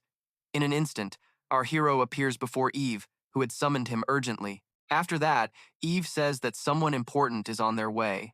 The next climber, our hero tries to find out who it is and when they will arrive, but she can't reveal more because Ryunwoo's access level is too low. Frustrated with the repeated notifications and lack of answers, Ryunwu loses his patience and attacks Eve, to which Eve insists she isn't hiding anything and that she only called the hero to warn him about something more serious that's approaching. Furthermore, Eve explains that this climber will be much stronger than anyone Ryan has ever faced and that he needs to prepare before their arrival. The most important step, says Eve, is to awaken his magical abilities as soon as possible or he could be in serious danger. Our hero wonders if the climber is a high ranker, but Eve, saying that if such a being were to appear, it would bring total destruction. Even so, she explains that without magic, Ryunwu would struggle to even fight against mid-level climbers. After hearing this, the hero tries to ask where the climber will appear and if another rift will open, but Eve hesitates and admits she can't reveal that information, explaining that a climber's form and nature depend on their strength and achievements. Frustrated with the answers, Ryunwu sums up the situation with irritation, realizing he knows little and that he needs to face whatever comes alone. Angrily, he attacks Eve, who protests, saying he shouldn't hit someone weaker and questions his upbringing. His emotional outburst turns to guilt when the protagonist admits his parents died in a car accident when he was young. Crestfallen, Eve immediately apologizes and feels ashamed of what she said, to which Ryunwu plays it down, saying there's nothing to worry about. Observing his reaction, Eve calms down and begins to think that, despite his rough temper, the protagonist might not be such a bad person after all. At the Orang Guild mansion in Jiuanjingo, chaos takes over the room as King Run W screams in frustration. He's sitting inside a glowing magic circle and gets annoyed because nothing seems to work, since the circle that's supposed to help him feel mana is having no effect, and he's starting to think it's a sham. After hearing all this, Aderon panics and warns him not to damage it, as the circle costs 5 trillion won. Our protagonist stops, but remains suspicious and starts to wonder if he was simply born without mana. Nari, who is a mage, insists that's nearly impossible and admits she's never seen a case like his, where even with her help and the mana concentration circle, someone fails to unlock their energy after so many attempts. In the meantime, Shirian enters and notices the atmosphere, concluding that even after 4 days, the protagonist hasn't managed to awaken his mana. The hero immediately assumes Shirian came to mock him, but Shirian denies it and explains she only came to deliver a piece of mail sent in Ryunwu's name. As she hands over the envelope, she casually mentions it's from the Guild Formation Council of the Korean Hunters Association, asking if our hero started his own guild. Aderon is surprised to learn that Ryunwu founded a guild. Afterward, she excitedly asks when it happened, to which he explains that after conquering a dungeon, he decided to try out some new ideas. He also proudly shares the guild's name, which is Guardian, which means one who protects. Aderon and Shurian exchange glances and admit the name doesn't really suit his personality. Trying to change the subject, our protagonist asks about the unconscious girl he brought in earlier, to which Shurian replies that she's still in the same condition. Although she's not in danger, after hearing this, the protagonist worries it might be something serious, but Shurian reassures him, saying the nurse said it was just shock. Then, Ryunwu's frustration returns, as sitting in the mana circle for days still hasn't helped him awaken his mana, and he complains out loud that he doesn't feel any difference. Aderon, thinking for a moment, suggests they visit someone who can release mana. After this, Shurian realizes she's referring to Nakagawa Yasumi from Japan. Confused, the hero asks, what is mana ventilation? Aderon explains that the guild, Master of Azanami in Japan, has a unique ability known as mana ventilation, a special technique that works like magical acupuncture. Furthermore, she opens and stabilizes the mana channels of hunters who can't use their energy correctly, allowing them to increase their level. Upon hearing this, Ryunwu becomes a little hopeful and realizes there might finally be a way to unlock the power he's been struggling to awaken, but the hero gets frustrated when Aderon suggests going to Japan to find the person who can help him unlock his mana. The idea of traveling seems too tiring for him, so he complains that he's too lazy to fly that far.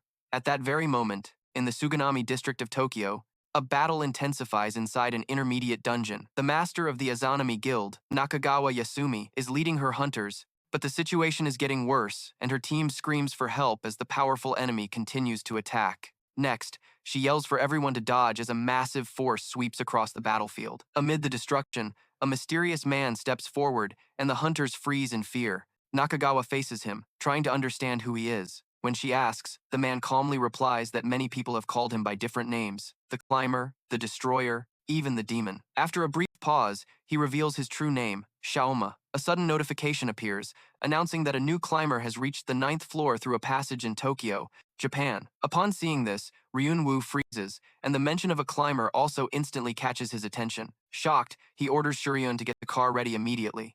Besides, he knows the situation in Japan has already descended into chaos because of the climber's arrival. News spreads everywhere, reporting casualties, emergency evacuations, and sightings of a mysterious man causing mass destruction in Suganami.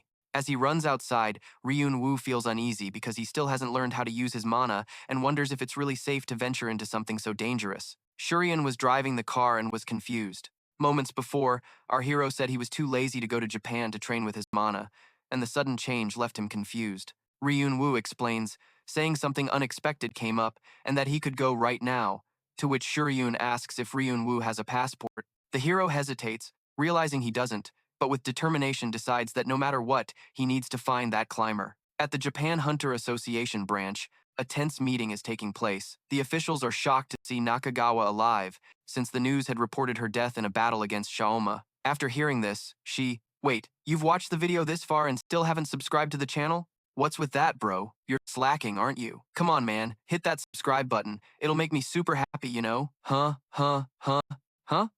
She explains that she managed to survive by using a powerful artifact. The others discuss the overwhelming strength of Kaoma. Since Nakagawa's supposed death was broadcast worldwide, no hunter is willing to help. Even with several S-rank hunters gathered, they realize the outcome will likely be the same. Civilian casualties continue to rise, leaving them powerless to intervene. Nakagawa's eyes catch something unexpected on the screen. Someone familiar appears amidst the chaos, and Wu enters the area and immediately spots Kaoma in front of him. When he tries to use his ability, the system refuses to activate, showing that it doesn't work on a climber. Realizing that this fight won't follow the normal rules, the hero studies the figure before him, sensing something ancient and unusual about it. Suddenly, Kaoma charges forward, brandishing his sword with incredible force, to which Ryunwu reacts quickly, dodging and being shocked by the attack's impressive speed. After that, our hero composes himself and grumbles, frustrated by the sudden attack. But before he can think any further, Kaoma attacks again.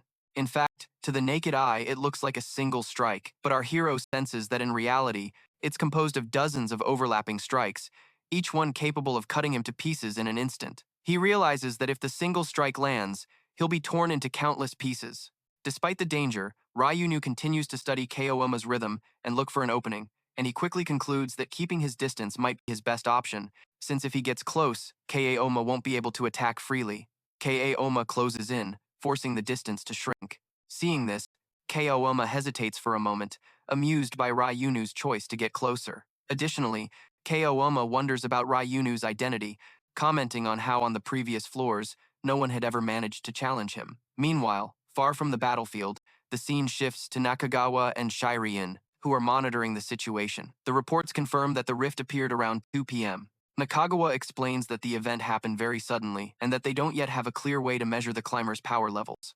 Then, Shireen remembers how our hero left the airport as soon as he landed, and as he watches the broadcast showing Ryunwu near the distortion, he wonders if the protagonist somehow senses where and when the rifts will open. Back in the fight, the hero struggles to understand the force he's facing, questioning if what he's witnessing is truly a skill, to which Kaoma declares that nothing he wields, his sword, his lightning, or his strength, comes from the artificial system of skills used by others. Ryunu's instincts scream for him to dodge, but he realizes that retreating would only increase the distance, giving Kaoma the advantage to deliver stronger attacks. So, he holds his ground by firmly grabbing Kaoma's collar, staying almost glued to him in defiance.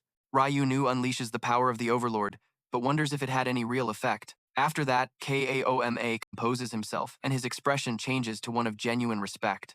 For the first time, he admits that his opponent is not just interesting, but truly remarkable. Moreover, Ryunu's strength has forced him to use his full power, something he hasn't done since becoming a climber. Furthermore, he refers to Ryunwu as the Protector, acknowledging him as someone worthy of standing before him. As Kaoma's aura intensifies, he decides to end the fight and prepares another attack. But Ryunwu senses what's coming and rushes forward, knowing that distance would only bring death, and he resolves to close the gap before Kaoma can attack again. But Kaoma declares that this is why he is known as the god of lightning and the sky, because his sword transforms into a radiant storm, and his bolts become extremely fierce. Indeed, the Raiden's blade descends with unstoppable force. Shireen watches the scene in shock, unable to believe what he's seeing, as the area struck by Kaoma's sword has been completely wiped out, leaving no trace. And now it's clear to him that the one fighting Ryunwu is not just strong, he's a true monster. Kaoma notices that the hero is still standing and admits that his quick reaction saved him. Furthermore, our hero managed to grab Kaoma's shirt during the attack and twist his body just enough to survive, though not completely unscathed. Later, a strange energy begins to flow through him, and soon electricity spreads throughout his body.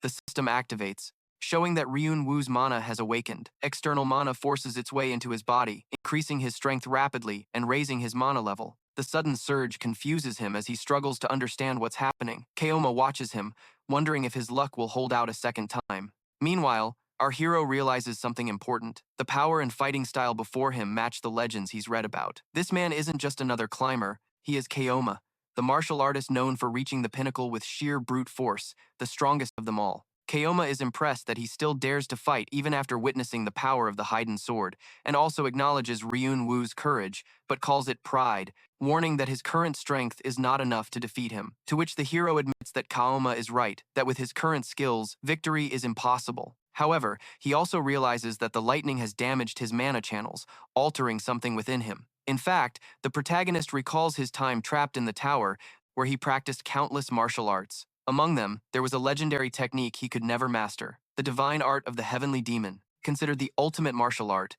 the one that made its users the strongest in the world.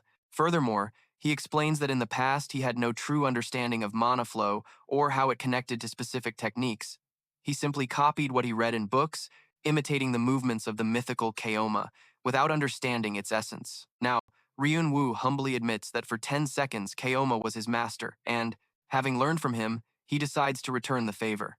Then, he concentrates all his mana into a single point and unleashes it in an explosive attack, a powerful blow he calls the Sovereign's Divine Kick. The strike lands squarely, and the system instantly notifies him that he has defeated the climber Kaoma Mo, and his performance points begin to be collected. Immediately after, another notification appears, revealing a mysterious invitation from the system with a countdown of 10 days, 3 hours, 8 minutes, and 11 seconds. The scene then shifts to the Imperial Castle. There, Mirang recognizes the devastating power of Ryunwu's final blow, the Sovereign's Divine Kick, and trembles with emotion, realizing that the one who delivered it is none other than her master, the same person who once taught her martial arts and whom she truly served. Later, Mirang is seen discussing her guild's progress and discovers that only one unconquerable area remains, the eastern dungeon controlled by the One Guild. Once conquered, the Imperial Guild will possess all the territories in China.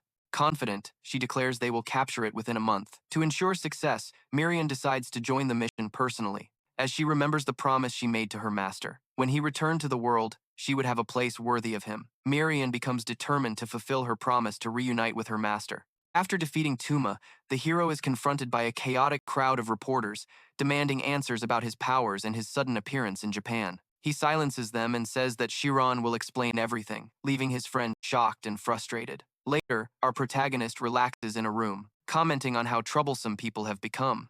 Looking around, he notices a girl, Hong Green, who expresses her gratitude, calling Ryunwu her savior. He remembers that she is the same girl he rescued from the Aries Guild. According to her, she is an executive of the Imperial Guild and was captured during a battle when the Aries Guild tried to take over a dungeon belonging to her guild and was tortured during her captivity. She barely survived until she was saved by our hero. Although her story is tragic, Ryunwu remains distant, showing no particular curiosity about her past. Ryunwu notices a tattoo on Hong Green's shoulder and asks her about it. She replies that it's a mark for the executives of the Imperial Guild, representing their place under the heavens. She adds that the guildmaster made it personally, saying that no one in the world is above them, except for the one who is known as Heaven. Upon hearing this, Ryunwu freezes and yells for her to stop, but she gets nervous, thinking she made a mistake. In fact, the hero realizes that the real mistake was his own, from the past, and the words she repeated were the same ones he had said long ago, things he desperately wanted to forget. The protagonist recalls his past in the tower when he naively believed that enlightenment through martial arts would help him escape. At that time, he was deeply engrossed in his own dramatic fantasies, imagining himself as someone born of darkness and solitude, completely influenced by web novels and anime. He is ashamed of his old mindset and curses, realizing that the same words he once said have now become a tattoo that spreads his cringy history. Our protagonist becomes convinced that his former student is the one responsible, the same person Hong Ren works for in the Imperial Guild. Frustrated, he asks her to deliver a message when she returns, telling her master to never look for him again. A few days after sending Hong Green back to China, Ryunwu appears on a popular hunter show hosted by Li Hung. The audience immediately recognizes him as the famous hunter King Hoon W. Shirian, watching the broadcast, looks surprised and wonders why our protagonist decided to appear on TV, saying he didn't know about the protagonist's plans and that whatever he does is his own business. During the interview, Ryu explains that he came to make an announcement. He has formed a new guild and is looking for members to join it. Later, Shirin comments that Ryunwu could have found members for the guild in a more normal way, to which the hero replies, observing the overwhelming response that follows, and admits he didn't expect so many applications. Chai Ryan, uninterested in getting involved, reminds him that he won't help. Ryunwu simply accepts. Ryunwu begins to form his new guild and summons other guild masters to help with the basic setup work. They're surprised that someone of his status would ask them to handle such simple tasks, but our hero reassures them, saying that in return they'll be able to use his beginner dungeons. When asked why he's creating a guild, he explains it's mainly to make money, since he profits from dungeon raids. Running his own dungeon would just increase his income. After hearing this, Shirin finds it strange and points out that Ryunwu already makes a lot of money, but our hero casually brushes it off. Later, the recruitment process begins, and many hunters apply. However, Ryunwu is extremely strict.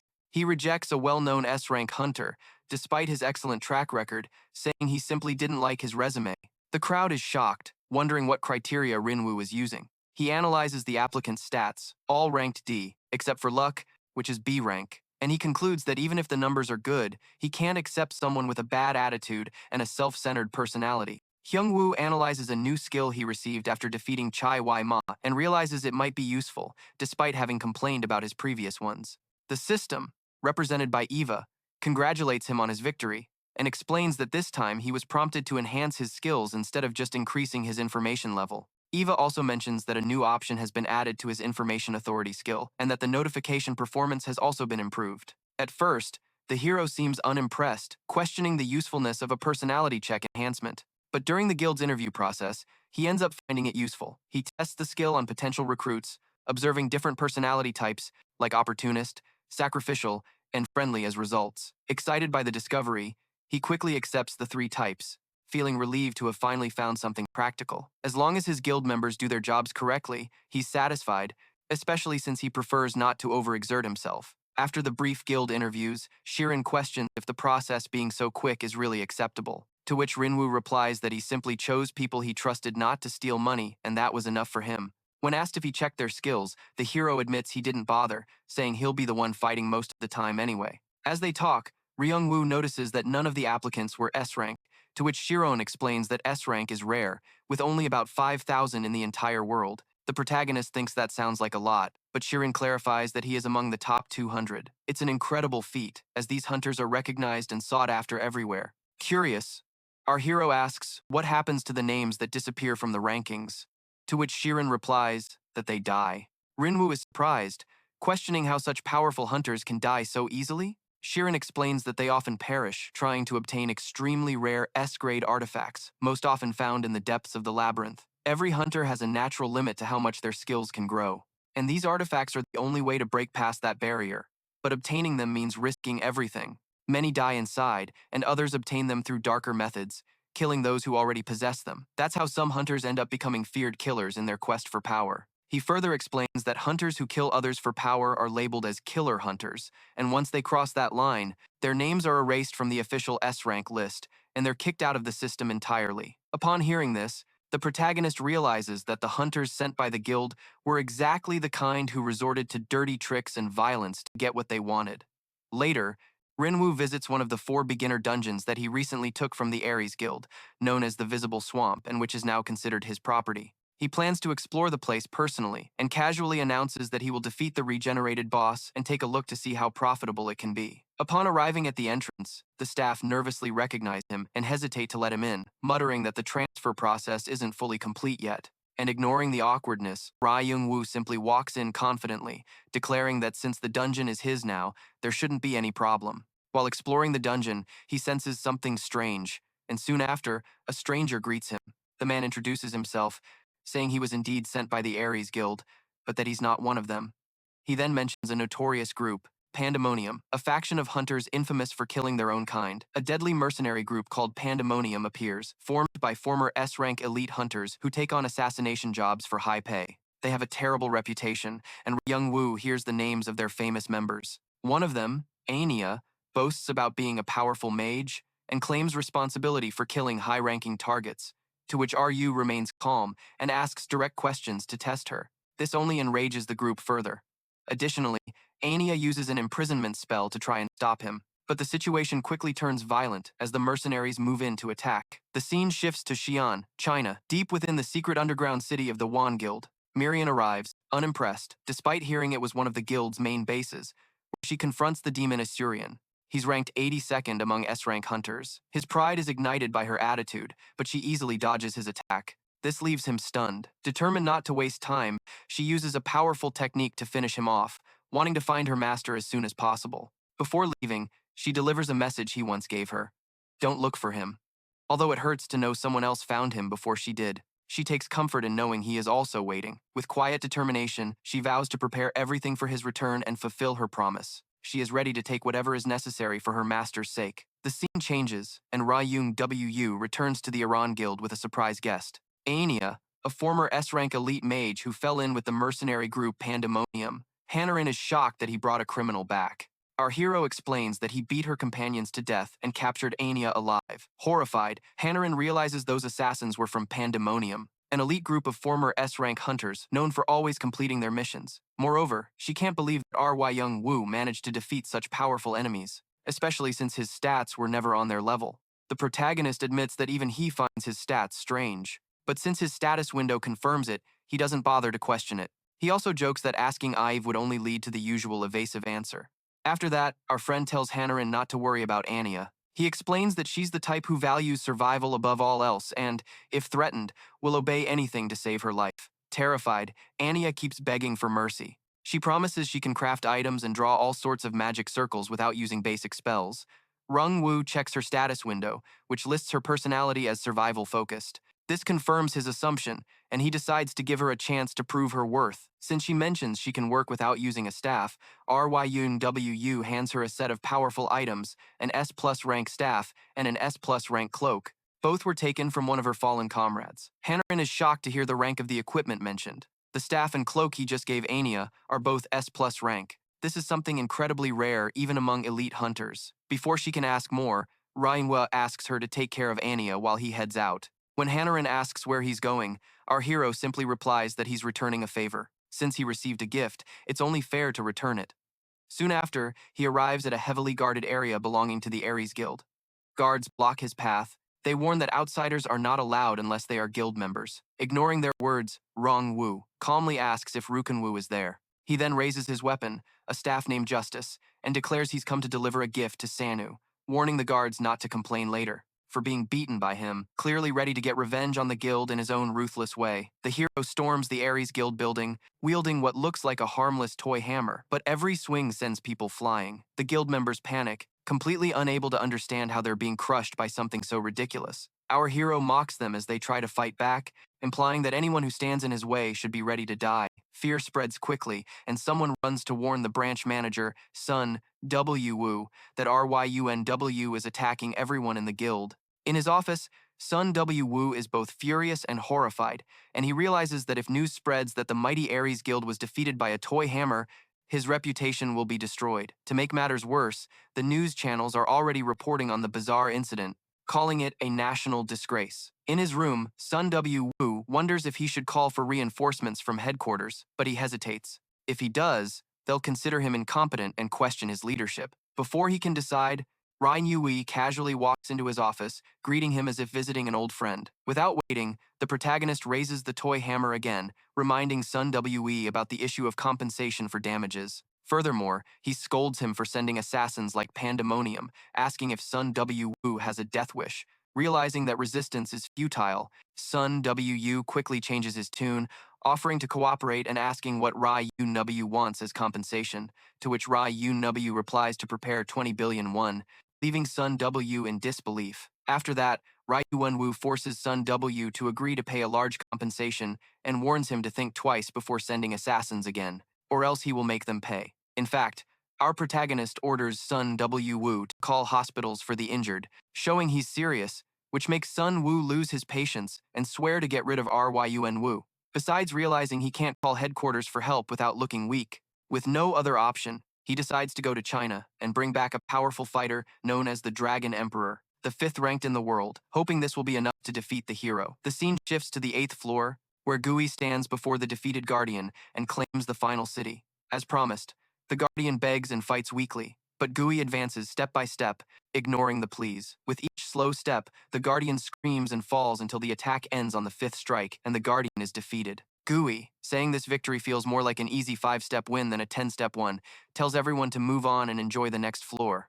The news explodes after Ryunwu's attack on the guild. Live broadcasts show dozens of ambulances at Aries and many guild members being rushed to the hospital. As security cameras and social media spread footage of Ryunwu using a toy hammer, people laugh, gossip, and mock Aries. And rumors say that Aries might have to transfer the dungeon rights to our hero. Shiran fears this could lead to criminal charges and detention, but Ryunwu remains calm and reminds him that the guild threatened his life first and calls his actions self-defense, downplaying the damage. Besides, he remembers he has a paid gig as a lecturer for beginner hunters from Japan and plans to attend because they're paying him a good amount. So, he isn't too worried about the consequences. During his lecture, Ryunwu suddenly receives a system alert. A new climber has started ascending the 9th floor corridor. The timer runs out quickly, and the system invites him again. He's surprised by the appearance of another climber so soon, especially since his information authority hasn't been updated despite defeating Kaoma EEV. She explains that although his authority level hasn't officially increased, a small amount of progress has been accumulated. Furthermore, she offers to inform him about the new climber. This time, the climber isn't alone but is accompanied by several others, which makes the hero wonder if it's similar to the rift monster he encountered before. But Ive clarifies that it's different, because lower-level climbers like Hongman usually attract rift monsters that the system summons to help them destroy the world. However, these summoned creatures are not true companions. After that, the hero confirms with IV that the approaching climber must be mid-level or higher, to which she replies that it's a mid-level, but stronger than most at that level. When he asks if it's even stronger than Kaoma, to which IV nods, our hero finds this exciting, since defeating a climber like that would likely increase his authority. The scene then shifts to the Orang Guild, and Ryunwu enters by kicking the door open again, which immediately irritates Narim. She scolds him for using his foot and warns that one day he'll break it, to which our hero laughs, saying he did it unconsciously and explaining he just came to check on the work's progress. Anya nervously reports that she's almost done fixing the magic circle and that this time it will be stronger and last longer. Ryunwu praises her effort but suggests she try something new. Since her unique skill is teleportation, he instructs her to draw a teleportation circle. As she begins, Naren suddenly realizes and is shocked to hear that teleportation is Anya's unique skill. Later, Naren questions why Anya never used her teleportation skill to escape if she had it all along. Anya nervously explains that her skill can't be activated with her own mana and that she needs the support of a magic circle to use it, but hastily adds that she never actually tried to run away. Just then, a system alert announces that the climber has reached the 9th floor, located in Germany. Naren asks the hero where he intends to go using Anya's teleportation, to which he calmly replies that his destination is Germany. The scene shifts to Leipzig, Germany, where the Chuvisser Guild confronts Gui, surrounded by a large group of S-rank hunters. The guildmaster demands that Gui surrender, promising to spare her life if she does. Upon hearing this, Gui scoffs at their arrogance, amused by the confidence they place in their numerical superiority. As strong as she is, she can't possibly withstand the combined attacks of so many high-level hunters. Hearing this, Gui finds their belief ridiculous. Furthermore, Gui declares that just as they have their comrades, she too will fight alongside her own, introducing herself as the personification of their deepest fears, the master of all that is imagined in the darkness, the force that devours courage, and the leader of the Ryaku, the mysterious god of chaos. Meanwhile, back at the Orang Guild, Ryunwu checks on Anya's progress with the teleportation circle, to which Anya replies that it will take another 5 hours to complete. Suddenly, Naren bursts in with alarming news that a rift has opened in Germany and adds that reinforcements have been requested from him, and the matter has already taken over global news. Ryunwu scrolls through his phone, seeing headlines glorifying him as Korea's proud hunter and an international hero, though he's clearly irritated by the over-the-top coverage. And indeed, Naren silently wonders if Ryunwu was ever someone who mobilizes out of pure kindness. Meanwhile, in Germany, Gui proposes a sinister game to the hunters before her and announces that she will remain in the city for 24 hours. If anyone can defeat her during that time, she will end her conquest and withdraw peacefully. Otherwise, the attack will continue. Then, she warns that she will move on and destroy the next city if no one can stop her. The damage is enormous. Around 20,000 civilians have been reported injured or dead, and the dispatched hunters have suffered catastrophic losses. 32 S-rank and 68 A-rank hunters were decimated, making this crisis worse than the Rift incident in Japan. Attempts to summon the world's top S-rank hunters for help have mostly failed, leaving local groups overwhelmed. Then, news breaks that Kim Ryunwu, the Korean hunter who defeated Kaoma in Japan, is being sent as reinforcement, giving everyone a sudden, tense hope. Ryunwu arrives in Germany via teleportation and marvels at how easily magic allows one to travel. The moment he lands, he kicks a weak nearby monster, annoyed by the noise, and looks around, wondering where the real threat is. Meanwhile, thousands watch the live stream online, flooding the chat with disbelief and excitement as the news confirms his arrival in Germany. The viewers can't believe the hero himself has come to face the disaster. Soon, Guille appears before him, calling him the first challenger. Our protagonist mocks her old-fashioned way of speaking, asking if her mouth has gotten old, to which Guille coldly replies that he talks too much. But Ryunwu talks back, criticizing her for turning the city into ruins and asking if she plans to take responsibility. She laughs at the question, saying she doesn't know if he's being arrogant or just foolish, but the protagonist stands his ground and says it's none of her business. Afterward, Guille's tone changes, and she calls Ryunwu a fool, saying she usually takes her time with the first challengers, but his attitude has crossed the line. Furthermore, she recalls how the dragon once survived 5 steps, and another arrogant man, who proclaimed himself the strongest in the world, lasted for 7. With a cruel smile, she decides to see how long Ryunwu can last as she begins her death march. Each step shakes the surroundings, and the hero immediately realizes something is wrong because the mana around them is moving abnormally.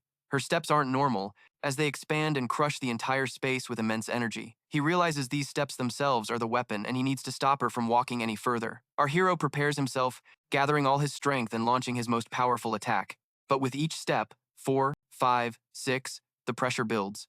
And on the 7th step, his body trembles as his own mana spirals out of control, expanding against his will. The crushing force feels unbearable, as if his body will shatter. But he refuses to give in and keeps pushing forward. Guille observes with admiration and notes that he is stronger than the previous competitor, who proclaimed himself the strongest in the world. Her steps continue, 8, until finally the 10th one hits him. She sarcastically congratulates him, saying he almost stopped her 9 steps but failed to block the last one and saw the 10th fall. With his opponent's energy flowing over our hero, he feels his body being torn apart. The climber is impressed by his ability to withstand the full force of her 10-step technique. She explains that because Ryunwu managed to endure her power, the damage to the area was minimal. Otherwise, on the previous floor, the entire city would have been devastated in 5 steps. Our protagonist realizes that Ives was right about this climber being stronger than Shaman. The climber thinks our hero has no energy left to fight and asks if he will beg for his life or bravely wait for death. However, our hero only wishes to destroy her. The climber gets serious for a moment, then starts laughing at our hero, saying he's different from the others. But then she promises to give her all in this fight, using all the mana that she, as the goddess of chaos, can wield. As she begins to summon her power, our hero realizes that this time is different and much heavier than before. When the attack hits Ryunwu, he starts to get injured, but then the system notifies him that he has stopped the mana expansion internally. Our hero's durability level increases, seeing that it was previously at S rank and that he managed to withstand the abnormal damage before. Our hero feels confident that with this level up, he will definitely be able to withstand the next blow. At that instant, the system notifies him again that external mana is forcibly entering Ryunwu's body, and his mana is being forcefully awakened. Suddenly, his mana level also increases. Our hero realizes it's the same thing that happened with Chai Ima. He starts to smile with joy, trying to think of something to do. Suddenly, he remembers his thousands of masters in the tower. All those characters from web novels, comics, and animes were just combined fictional characters. But to our protagonist, they were his master's masters. Our hero learned the Destroyer's technique.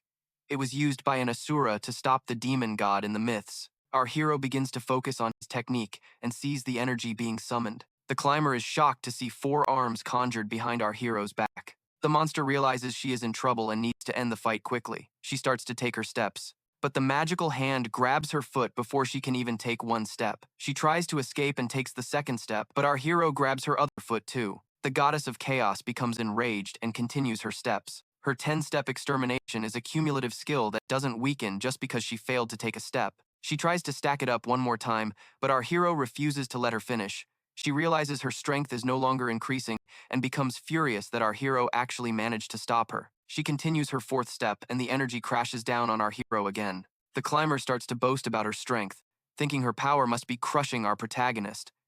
As she takes the 5th step, laughing triumphantly, Ryunwu steps on her foot and says her power is weaker than before. The goddess of chaos is too shocked to say anything. Our hero then demonstrates what real power is. He uses his martial arts nullifying fist, and the climber is shocked to see the absolute power before her. Our protagonist uses his nullifying fist to end the game, and as the energy crashes down on her, the mysterious god of chaos freezes in shock, seeing her life end in an instant. Suddenly, the system congratulates Ryunwu for capturing the mysterious god of chaos and invites him. Our hero is teleported to Ev, who welcomes him and thanks him for defeating the god of chaos. She informs him that as a result of the fight, his information authority has increased from low to low mid. Ev informs our protagonist that she invited him to tell him about his authority promotion. Ryunwu realizes this is the first time he's been summoned after defeating a climber, but his assistant just wanted to inform him as soon as possible. Our protagonist notices that the room has gotten bigger than before. Ev explains that every time he gains authority by defeating a climber, his room also changes. She further adds that his new upgrades also include the ability to decorate the room. By imagining the room's interior and pressing a button, our hero can transform the space into what he imagines. He presses the button and the room suddenly transforms into the first floor of the tower, leaving Ev in awe. He presses the button again and the space transforms into his room. Ev is impressed with the decor, as even though she knows how to use the button, she doesn't have the authority to do it herself. It's the first time she has seen the room on the 9th floor. Our hero starts to feel sorry for his assistant, who explains that she has always been in that room since she was created and that she just sleeps at her desk when she's tired. With the increase in authority, Ev explains that our hero's information authority, the notifications and the entry skill have also been enhanced. With this skill, our protagonist can enter the space without an invitation once a day.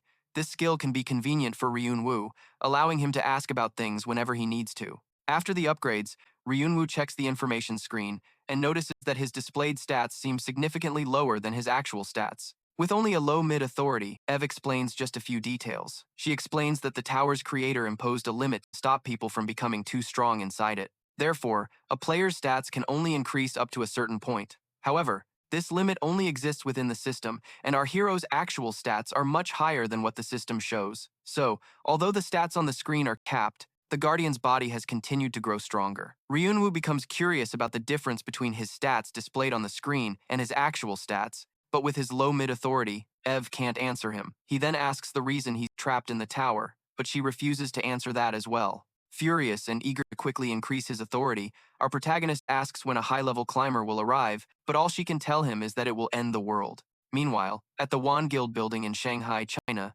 Miha grabs Ryun Chun by the neck. She feels disappointed by her opponent's strength, as she found him interesting as a high-ranking executive of the guild. But now he's simply too boring for her. She throws Ryun Chun from the building and turns to Tian Yang. He tells her that he has prepared the high-definition video of our protagonist's fight in the German Rift. Mirang watches the recording and, upon seeing our hero's nullifying fist, starts to blush and chuckle softly. She is happy to see her master as still as she imagined, and asks Chaiyang for details about her guild's situation in the region. Her assistant replies that the Imperial Guild now owns over 92% of the dungeons, and the remaining ones also belong to people who obey the Imperial Guild. Therefore, the guild has complete ownership of all dungeons in China. Upon hearing this, Miha feels relieved that her vows have been fulfilled. Miha has a flashback, remembering her days with her master in the tower. Before leaving, she promised to save a place for him in a high position. Looking back, she now feels confident that it's time to meet her master. Meanwhile, our hero receives the list of rewards from Germany, inviting him to come live in the country. Shiryun reads the list and sees that Germany is offering a full tax exemption, plus a house, a car, and an office for the guild. Sukonryun finds these rewards stranger than Japan's and asks about Shan Masu's sword, and Eon gets upset upon discovering that Shiryun kept the item instead of her. But our hero reminds her of the magic circle and the item he gave her from the assassin hunter. However, Eon is still curious to know why our protagonist simply goes around closing rifts, and his friends share this curiosity. Ryunwu replies that he doesn't have a specific reason, other than the fact that he enjoys beating up guys who pretend to be strong. Meanwhile, our hero reflects on how the tutorial tower randomly appeared with monsters and summoned everyone inside. He was forcibly summoned in the first round, and was trapped there for 12 years. He destroyed it more than once, from the first to the 100th floor. All of his companions who joined him abandoned him, while he was constantly forced to return to the first floor, and Ryunwu intends to find out the reason for his imprisonment. After 3 rifts, his authority increased from the lowest level to the low-mid level. Our MC's friends see his sad expression and think he's worried about something, but he assures them he has nothing to worry about. 10 days after the defeat of the mysterious god of chaos, Li Haiyang, host of the show Know Your Hunters, goes live with our hero as a special guest. She asks for his opinion on some things he said in previous conferences, but our hero replies that he only told the truth. Li Haiyang enthusiastically receives the answer and moves on to her main topic. She shows a video where our hero is questioned about his unique skills. Our protagonist casually replies that he doesn't even have normal skills, let alone unique ones, and that everything he uses are the martial arts he created in the tower. The video ends, and the host excitedly announces that because of this, the martial arts community has begun to re-emerge. She then introduces her two guests, martial arts masters, to give advice. Our hero turns excitedly to look at the martial arts masters. The masters boast about their mastery of the blue dragon sword and their practical martial arts, claiming they turn the body into a weapon. Our hero stamps his foot, annoyed that they are using his name to promote their farce. He unsheathes his sword to clarify the situation and confronts them for using his name without knowing anything about martial arts. He reminds them that he is just strong and that martial arts aren't the reason he's such a powerful hunter. The film crew keeps recording as our hero demonstrates his skills. He takes the sword, and the martial arts master is surprised to see his dragon attack stance. Our hero tells everyone to watch closely how he uses the sword. Suddenly, he remembers the web novel he read and decides to give it a try. He brandishes the sword and unleashes the blue dragon's ray, shocking the entire crew. He once again reminds everyone that he is the strong one and warns them not to mess with his name. Our protagonist gets ready to leave when the girl at the computer desk speaks up. At first, he doesn't recognize Anya, whose face is now changed. He asks if the work is acceptable, and Anania, startled, replies that it is. He makes it clear that he hates his enemies, but he lets her live because she is convenient. He makes it clear that he will treat Anania as an ordinary hunter. Anania hesitantly replies that it's great, and our hero reminds her to stay that way, without betraying or running from him. He tells her to report everything she knows and leaves. During her 10 days working in the guild's accounting office, Anania finds the workload fine but wonders if living like this is right. Suddenly, a fax arrives about problems with the dungeon transfer. Meanwhile, at Ainan Airport, Shang Mong warns the branch office that placing a request with the Imperial Guild is very dangerous. They think our hero took their dungeons and money, along with control of the dungeons. Ryuk Sung-woo has also lost his authority. He assures Shang Mong he will do anything to kill Jinwoo. Seeing the branch manager, Shang Mong knows he won't back down with his monopoly now over. Ryuk Sung-woo doesn't care if a few more dungeons are taken. He brought everything he had and is willing to give up any dungeon, money, or artifact to lure out and kill our hero. The founder of the Aries Guild, Martin Brandy, finds out that Sung-woo transferred some dungeons to the guild.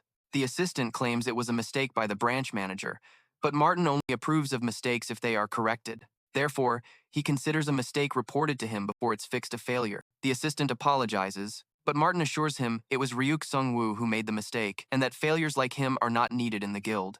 The assistant now understands he needs to fix the mistake, and meanwhile, his boss plans to get his dungeons back. In China, Sung-woo stands outside the Imperial Guild building. The guild master invited him to see the face of the person who made the request, and he wonders why, since it was Shun Myun who contacted them. Sung-woo begins to wonder if placing a request with the Imperial Guild was dangerous. However, he remains determined, as long as it helps him get rid of his enemy. Just then, the guard invites him in, and Ryuk Sung-woo smiles, thinking this is the end for Jinwoo. Ryuk Sung-woo enters through the gate, where the Imperial Guild master, Mirang, is seated. However, as he steps through the gate, he is surprised to see a girl sitting on the throne. He bows before her in respect and introduces himself. Ni Rong confirms with her guest the request to kill someone, but when Sung-woo tries to say the name, a sudden fear overcomes him, preventing him from speaking our hero's name. But he knows he'll be dead either way if he returns empty-handed. So he tells the Imperial Dragon that he wants Jinwoo dead and promises to pay her 80 trillion and 20% of the Aries Guild's Korean branch dungeons. Ni Rong explodes with rage. Upon hearing her master's name, she attacks Sung-woo, causing an explosion. Sung-woo is left trembling, confused, not understanding why someone who controls all of China is reacting this way. When he sees her call our hero master, he begs for Ni Rong to stop, saying she's confused. After confirming that Ni Rong thinks Jinwoo is her master and that she met him in the tower, Ryuk Sung-woo realizes he has a way out. Seeing that she is from Korea, he says that Jinwoo is not her master. He explains that all 158 towers are designated for different purposes. The tower in Korea only summons people from Korea, while the towers in the United States are divided among the states. Sung-woo explains that since Ni Rong is from Korea, she could have never met Jinwoo, as he was trapped in the Korean tower for 12 years. Ni Rong strikes Sung-woo again, angered that he's calling her confused. She assures him that she is not confused, as she was not the one who cleared the tower in China. Back then, she followed her father's orders to go to Korea and was dragged into the tower there. Sung-woo tries to convince her she's mistaken, but this only further offends the Imperial Dragon for denying her master. Ni Rong has built her entire appearance according to her master's wishes, her long hair, her master's mark engraved on her back, and even her name. By denying her master, Ryunwu is denying her. The Imperial Dragon starts to get furious and intends to not let him die peacefully. She decides to punish Ryunwu for trying to kill her master and for denying her to save himself. Meanwhile, our hero and his assistant are watching TV in Evie's room. At first, he thought his ability was useless, but now he's caught up on all the dramas he wanted to watch. Evie asks him to build a PlayStation for her, since she only knows how to do system maintenance and not how to build things. Our protagonist makes a PlayStation for her, and Evie excitedly hugs him, overjoyed. He feels like he has a daughter. Then Ive starts to tell him something, but warns that she could also be mistaken. Suddenly, our protagonist is teleported back to his friends. They find him completely frozen and without having eaten, and Yumu becomes thoughtful, remembering Ive's words that there might be a climber on the 9th floor where he is, but it's just a prediction, so she isn't sure. Before our hero left the tower, 3 rifts appeared. Normally they should disappear, but the fact that 2 of them still haven't vanished makes her suspicious. Ryunwu asks to accompany our hero to Germany. Yungu intends to return immediately after finishing his business, but Wanhun wants to see the country. Our hero believes the entire city will be in ruins anyway after the incident, but Saiyan informs him that it has probably already recovered thanks to the mage-class hunters. She explains that mages with magic circles can help the city quickly, turning years of work into days. She adds that mages are the reason why cities don't turn into wastelands when monsters and rifts constantly appear. The reason Ryunwoo's friends want to go to Germany with him is because of an auction that will take place one day after his award ceremony. They explain that the International Hunter Association is hosting an auction in Germany this year. They want to go with him via teleportation, as it saves them from boarding a plane. Our hero agrees, and his friends assure him that he will enjoy the auction, as it deals with strictly selected items. Ryunwu found out that the Hunter Association believed the remaining rifts were due to their hierarchical position. If Seiss is right, then there are currently 2 climbers on the 9th floor. Our hero's information authority doesn't work on climbers, so he can't find out who they are by checking everyone. However, that's a lot of work. Our protagonist knows he needs to get stronger. The previous 2 fights strengthened him, but they were only mid-level, and a high-level opponent could appear at any moment. Without realizing it, he says out loud that he needs to prepare, confusing Saiyan. Meanwhile, Chumun burns the contract and assumes Sangu is probably dead, since he still hasn't returned with the branch manager having met his end. Chumun thinks about running away and, with all the evidence burned, he thinks his money should be enough to keep him hidden and assumes the office wouldn't bother looking for him, blaming Sangu instead. However, as soon as Chumun reaches for the door, an assassin cuts his hand off. The knight toys with him and jokes about having missed the shot. Chumun recognizes the knights. The assassin hunters subordinate to the main office were the knights, composed of people from the top 40 in the rankings. He now realizes that escape is no longer possible. The knight clarifies his confusion. He says that he should know why the knights are there. Chumun tries to escape, but the knight stabs him with a knife. Another knight enters, surprised by the quick death, and the 2 of them leave. The knight explains to his companion that Ryuk-sungu was captured by the Imperial Guild, so maybe they don't even need to worry about him. After entering the castle, a dense mana exploded from there. So, the knights assume that Hanwoo is already dead. If he's still alive, they decide to deal with him when he returns. The other knight is surprised when his companion informs him that 4 knights will take care of our hero. However, realizing that he has already dealt with 2 catastrophes, the knight understands the number of men needed to face him. He starts to brag about the powerful artifacts, but his companion stops him from revealing his secret rank. Meanwhile, the auction in Germany begins. Everyone asks our hero to take off his shirt, but he doesn't care about the complaints. Besides, people have already gotten used to his style of dress, even though he attended the award ceremony in his normal clothes. There wasn't a single news story mentioning the fact, and he starts to examine the auction items and notices that there are no more S-rank artifacts. However, our hero possesses an S-rank artifact, but was obtained at the awards ceremony, given by the mysterious god of chaos. He gets confused seeing that there are no skills or stats described on the artifact. Yungu, however, thinks he won't get much money since the artifact is too small to be used as a weapon. He starts reading the description, and the lack of available information makes him even more curious. He begins to examine the other items. The auction continues, and our hero analyzes the item descriptions. The auctioneer announces Aslan's giant spear. Our protagonist examines the description, but the lack of information bothers him, and he leaves the auction. Then, Ryunwu decides to take a walk outside. Suddenly, someone knocks out the guards and attacks him. Our protagonist sees the attack coming and dodges it. He continues to block the knight's attack and throws him away. He's confused to see the hunters. The knights tell him they are there to kill him and start bragging about their skills and ranks. However, RMC is fed up with the wannabe tough guys showing off their abilities. He throws a rock at one of the knights, knocking him out. He tells them they always talk too much for someone who gets knocked out so easily, and this time he intends to punish them. Meanwhile, the boss receives a report that the knights failed to kill their target. He orders his assistant to tell number 5 to make sure his mistake isn't repeated. Watching the fight, Martin Brandy thinks that his knights must have started the ambush or that they will engage in combat. However, the assistant worries that the knights are facing a powerful opponent and that they don't have the necessary skills to fight. After finding out who the knights sent after Ryunwu were, Martin Brand assures his assistant that everything is fine. Martin didn't think his knights would handle their opponent anyway. All he wants is to test how his artifacts affect our hero. And he also has something else to check. Meanwhile, the assistant reports that 2 climbers, Shaom and Mirang, have been defeated. The creator is surprised because he thought the guardian would end up being the climber's sacrifice. He then asks who the next climber will be. But hasn't that been decided yet? The creator is now looking forward to the next unexpected obstacle for our hero. Back home, Shuriam sees the bag of artifacts our hero collected from the auction house. He mentions how everyone was surprised to see Rue standing over the corpses. Fortunately, the security cameras recorded everything.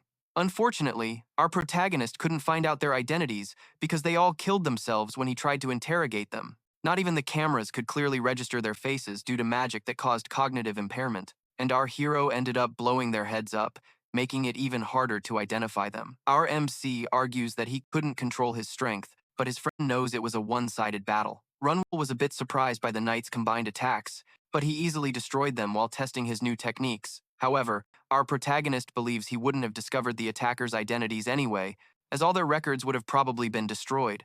Shu Ryun then leaves, saying he needs to buy some souvenirs before returning to Korea. Yoongu takes the weapons out of the bag. He picks one up and decides to examine it. The first weapon reveals itself to be a Borg's S+ grade Spear of Hunger. He checks the hidden information, but most of it remains censored due to low authority. However, all the artifacts the attackers possessed had the same name. Seeing the artifacts, our MC doesn't believe they're from the Labyrinth. The strange explanation and peculiar names make him question if they were all artificially created. However, he wonders if that's even possible. No matter how hard he tries, he can't find any information about their creation, which only leads him to believe something serious is going on. So, Ryunwu decides to rethink everything. The knights from the previous night were more skilled than the hunters he had faced before. They knew our hero's location and ambushed him fully prepared. He considers 2 possibilities. The attackers were either sent by the Aries Guild or they were mercenaries. However, our protagonist has no enemies other than the Aries Guild, so that's the only option. He then turns his attention back to the artifacts, but realizes it's no use. He decides that finding the person behind the knights is more important than the artifacts. Our hero believes that Hyeonu is still after him and decides to get his revenge once and for all. He heads to the Aries Guild building and assaults a man to ask about Hoksunu's whereabouts. The man trembles in fear and tries to tell our hero that he doesn't know, but Ryuksan-woo refuses to accept that answer. He knows his enemy isn't in the building and asks the employee where he is, seeing his rage. The man finally gives in and promises to answer his question. He tells our hero that Ryukungu left 4 days ago without telling anyone and was heading to Beijing, China, to meet the Imperial Guild Master. Later that night, our hero asks his friend Shiryun what he knows about the Imperial Guild. Shiryun explains that the Imperial Guild now controls all the dungeons in China. Our hero is shocked, as he was told the guild only owned 50% of them last time. Hearing that they now have full control, our hero wonders if it's that easy to seize power. Shiryun explains that taking over dungeons isn't easy. Although Ryunwu took the dungeons on his own, there was originally a lot of difficulty involved. But in China, strength was all that mattered. Our protagonist thinks this just means the strongest rules, but his friend replies that China wasn't always like that. He adds that in the beginning, all the dungeons belonged to the country, so the transfer process was very complicated. However, 3 or 4 years ago, everything suddenly changed. The rumors were that the person who changed the law like that was the master of the Imperial Guild. It all happened at the right time. The Imperial Guild emerged right after the law changed and began to expand. Our hero deduces that the Imperial Guild Master was already an important figure in China before all this happened, but the rumors aren't reliable. He starts to wonder if he ever talked to his disciple about the outside world and decides to recall his conversations with her. He remembers Mon, kneeling before him, talking about who she was, but he simply cut her off. Our hero told the little girl that she was his disciple. The girl tries to resist, wanting to stay with her group to survive, but he refuses to listen to her. During her training, when the little girl is facing a monster, she begs her master for help. Afraid of dying, our hero assures his disciple that he won't let her die and that he will protect her. When Mon finished her tutorial in the tower, she didn't want to leave because she wanted to learn more from her master. But our protagonist tells her she doesn't need any more lessons. She is no longer the fragile girl from before, and no one can force her to do anything. So he tells her to leave and never forget his lessons. He says that nothing but him is above her and everything is below her. Our protagonist now realizes that everything he said made no sense. He tries to remember what the girl told him, but he can't, as he simply ignored her.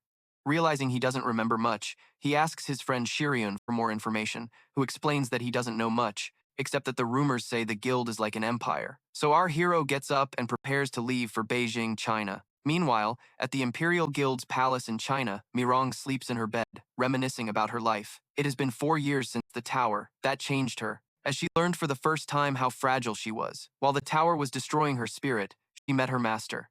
Mirang lived like a doll and spent money as her father and the political circles dictated. Her master gave her affection, unlike her father who didn't care about her. Mirang's master taught her to defend herself and saved her. With no forces in China to stand up to her guild, she longs for a reunion with her master. She looks to the sky, hoping he will arrive. In a hotel in Beijing, Knights 5 and 8 panic upon receiving the order to hunt the man who killed their comrades. They are afraid to face him but have no choice, as they must prioritize their tasks. They decide to stay in China to kill Yuxunu first, but they wonder why the boss ordered them to stop our hero.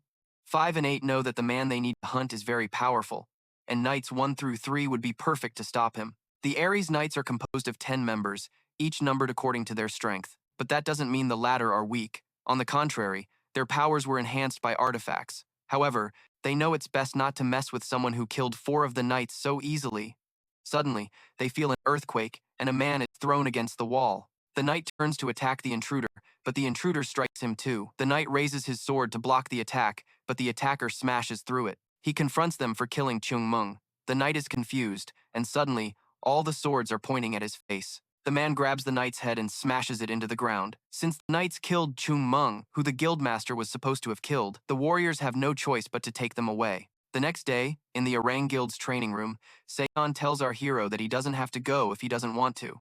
However, the hero himself didn't go through a bad phase, as his parents died in his teens and he was very focused on surviving. But he became dark when he was in the tower, which wouldn't be a problem if this darkness hadn't manifested outside of it. The problem is that his disciple is spreading this darkness all over China. Our hero sees the news about the Imperial Guild, but he quickly dismisses it, focusing on dealing with Yu, Ryuk's son, and on returning soon. However, Seon's concern is that this teleportation to another country will be considered illegal immigration. But our hero brushes off her concern, saying he's not going on vacation, while Seon Yoon is apprehensive that he might cause new problems. Our hero leaves through the teleportation circle, and Seon fears that this time he won't be able to handle the situation alone. She then turns her attention to the girl performing the teleportation and notices how tired she is from working all night. She approaches the girl to ask her something. Meanwhile, our protagonist arrives at the Imperial Guild's palace in China, and to his shock, his words to his disciple are written on the gate in huge letters. Suddenly, the guards rush in and see him as an intruder. Our hero realizes he can't leave things like this and takes a giant leap through the wall, intending to destroy everything and then kill Yu, Ryuk's son. He smashes the plaque with his words written on it. The guards call for reinforcements. Ryunwu heads toward the guards, recognizing his mask. As he gets closer, he's shocked to see them using his techniques. It was all just a concept, but the techniques our MC used were real martial arts. He is surprised that his disciple taught them everything. Realizing how wrong it all was, Ryunwu suddenly stops and begins to move using his techniques. The guards see our hero disappear and reappear before them. He uses his Demon King strike and throws them all away. However, this time, he controlled his power so that no one died. Suddenly, Mirang calls our hero master as she walks up behind him. She recognizes his martial arts, his technique, his stance, and the very look in his eyes. She approaches him and asks if he is her master. Ryunwu replies, calling her his disciple. Mirang did everything for her master. She changed the laws and the people, created a guild, and the titles she earned were meaningless. She did everything for her master, who now stands before her. She bows before our hero, having counted the days down to the very second of his return. The master of the largest guild in China, the 5th most powerful in the world, the Imperial Dragon, bows before her master. Mirang takes our hero to her throne and asks him to sit. Seeing his disbelief, She thinks he doesn't like the chair and says she will have the creator executed. Ryunwu is shocked to hear the girl's words and orders her to be quiet. He sits on the throne and admires its elegance. He wonders how much money was spent on it. He asks himself why he's sitting on the throne, as he's not that kind of person. But Mirang's obedient gaze is simply too overwhelming for him. Our protagonist wonders why this girl is like this, since their relationship wasn't like that. He just saved her in the tower and taught her his martial arts. Everything was normal back then, but all the teachings were one-sided, and he didn't really care much about it. After leaving the tower, he calls out to his disciple to say something, but stops short, seeing her obedience. Our hero starts sweating, confused as to why she's so favorable towards him, even after he tortured her so many times. However, he stops overthinking it. But stopping Myron from spreading his cruel story across the world remains his mission. He then uses his authority to read her stats. Her personality shows as loyal, but seeing her extraordinary stats, he realizes she's not normal either. Mi Hung then says she has a lot to tell him, but first asks about Hook Woo. Meanwhile, Hook Woo is lying down, crying in pain, when our hero notices his weakened state. Mi explains that she took care of him for trying to assassinate her master, which cheers our hero up. Our MC kicks Hyuk Sun W to wake him up. The branch manager is shocked to see our hero and starts begging him to save him. He calls Myrong crazy, which enrages her. Our hero promises to let Hun live, but only on the condition that he tells him everything about Germany from the beginning. Meanwhile, in an underground bunker in New York, the Knights receive another mission, but they complain about being too tired. However, their boss tries to bribe them with an SST-level artifact, which will help the 6th-ranked member aim for the top. The Knights get excited hearing they can increase their attributes by 2 levels. Leveling up is difficult, which is why hunters go to labyrinths, but the Knights can't believe their new artifact will increase their attributes by 2 levels. So, their boss decides to show them the artifact that has never been revealed to the world before. At the central office of the Goguryu Guild, Shiryan asks his friend when they will go on another labyrinth expedition. Su Juonghun replies that his last artifact is still decent, so he's not sure about their new expedition. Seu Yan wonders why Shiryan is in such a hurry, since he still has his artifacts from last time. However, Shiryan feels he should improve his attributes now. They are all low-ranked because their attributes have stagnated. Suku argues that they were only focused on maintaining the guild. However, Shiryan feels inferior after standing next to our hero. At the Imperial Guild, the disciple leads our hero to the assassins from the Aries Guild. Having fulfilled his purpose, Hook W asks if he gets to live now. Our hero assures him he will, and asks his disciple about the prison in the building's basement. Mi Hong explains that the prison was made by modifying a D-rank rat dungeon. Countless man-eating rats swam there, and anyone above C+ rank will be immune to attacks. However, they will still suffer endless pain. Unless they manage to escape, our hero decides to imprison Huk Sun WU for 30 days. He tries to resist, but the disciple obeys the order and drags him away. Youngu picks up the ring the prisoners dropped. Upon examining it, he sees it's the same as the ones he found at the auction. Since the prisoners are from the Aries Guild, he refuses to release them. Our hero then leaves. His disciple, worried about his departure, asks if he won't take her with him. Our hero says he'll talk to her later. She tries to speak, but he refuses to repeat himself. He states he'll talk to her after dealing with the guild. After our protagonist leaves, Myrong turns to her disciples and orders them to kill any guild member found in the area. Youngu takes the ring to Ive. She examines the ring and realizes it's not an artifact, as those are created by taking objects from other floors into the labyrinths. After classifying them with different methods, like legends or their stories, or by assigning them skills and adjustments, our hero wonders what happens to the other floors if the objects are removed from there. Those floors would simply disappear. Since climbers need to destroy a floor to ascend the tower, our hero then wonders what exactly the ring is. Ive believes it to be a well-made copy by a climber. Our protagonist now wonders if the Aries Guild has something to do with the climber. He remembers Ive mentioning the possibility of there being 2 climbers on his floor, and realizes he might end up getting clues about the climber and harming the Aries Guild at the same time. He then turns his attention to the mess in the room and asks his assistant to clean it up.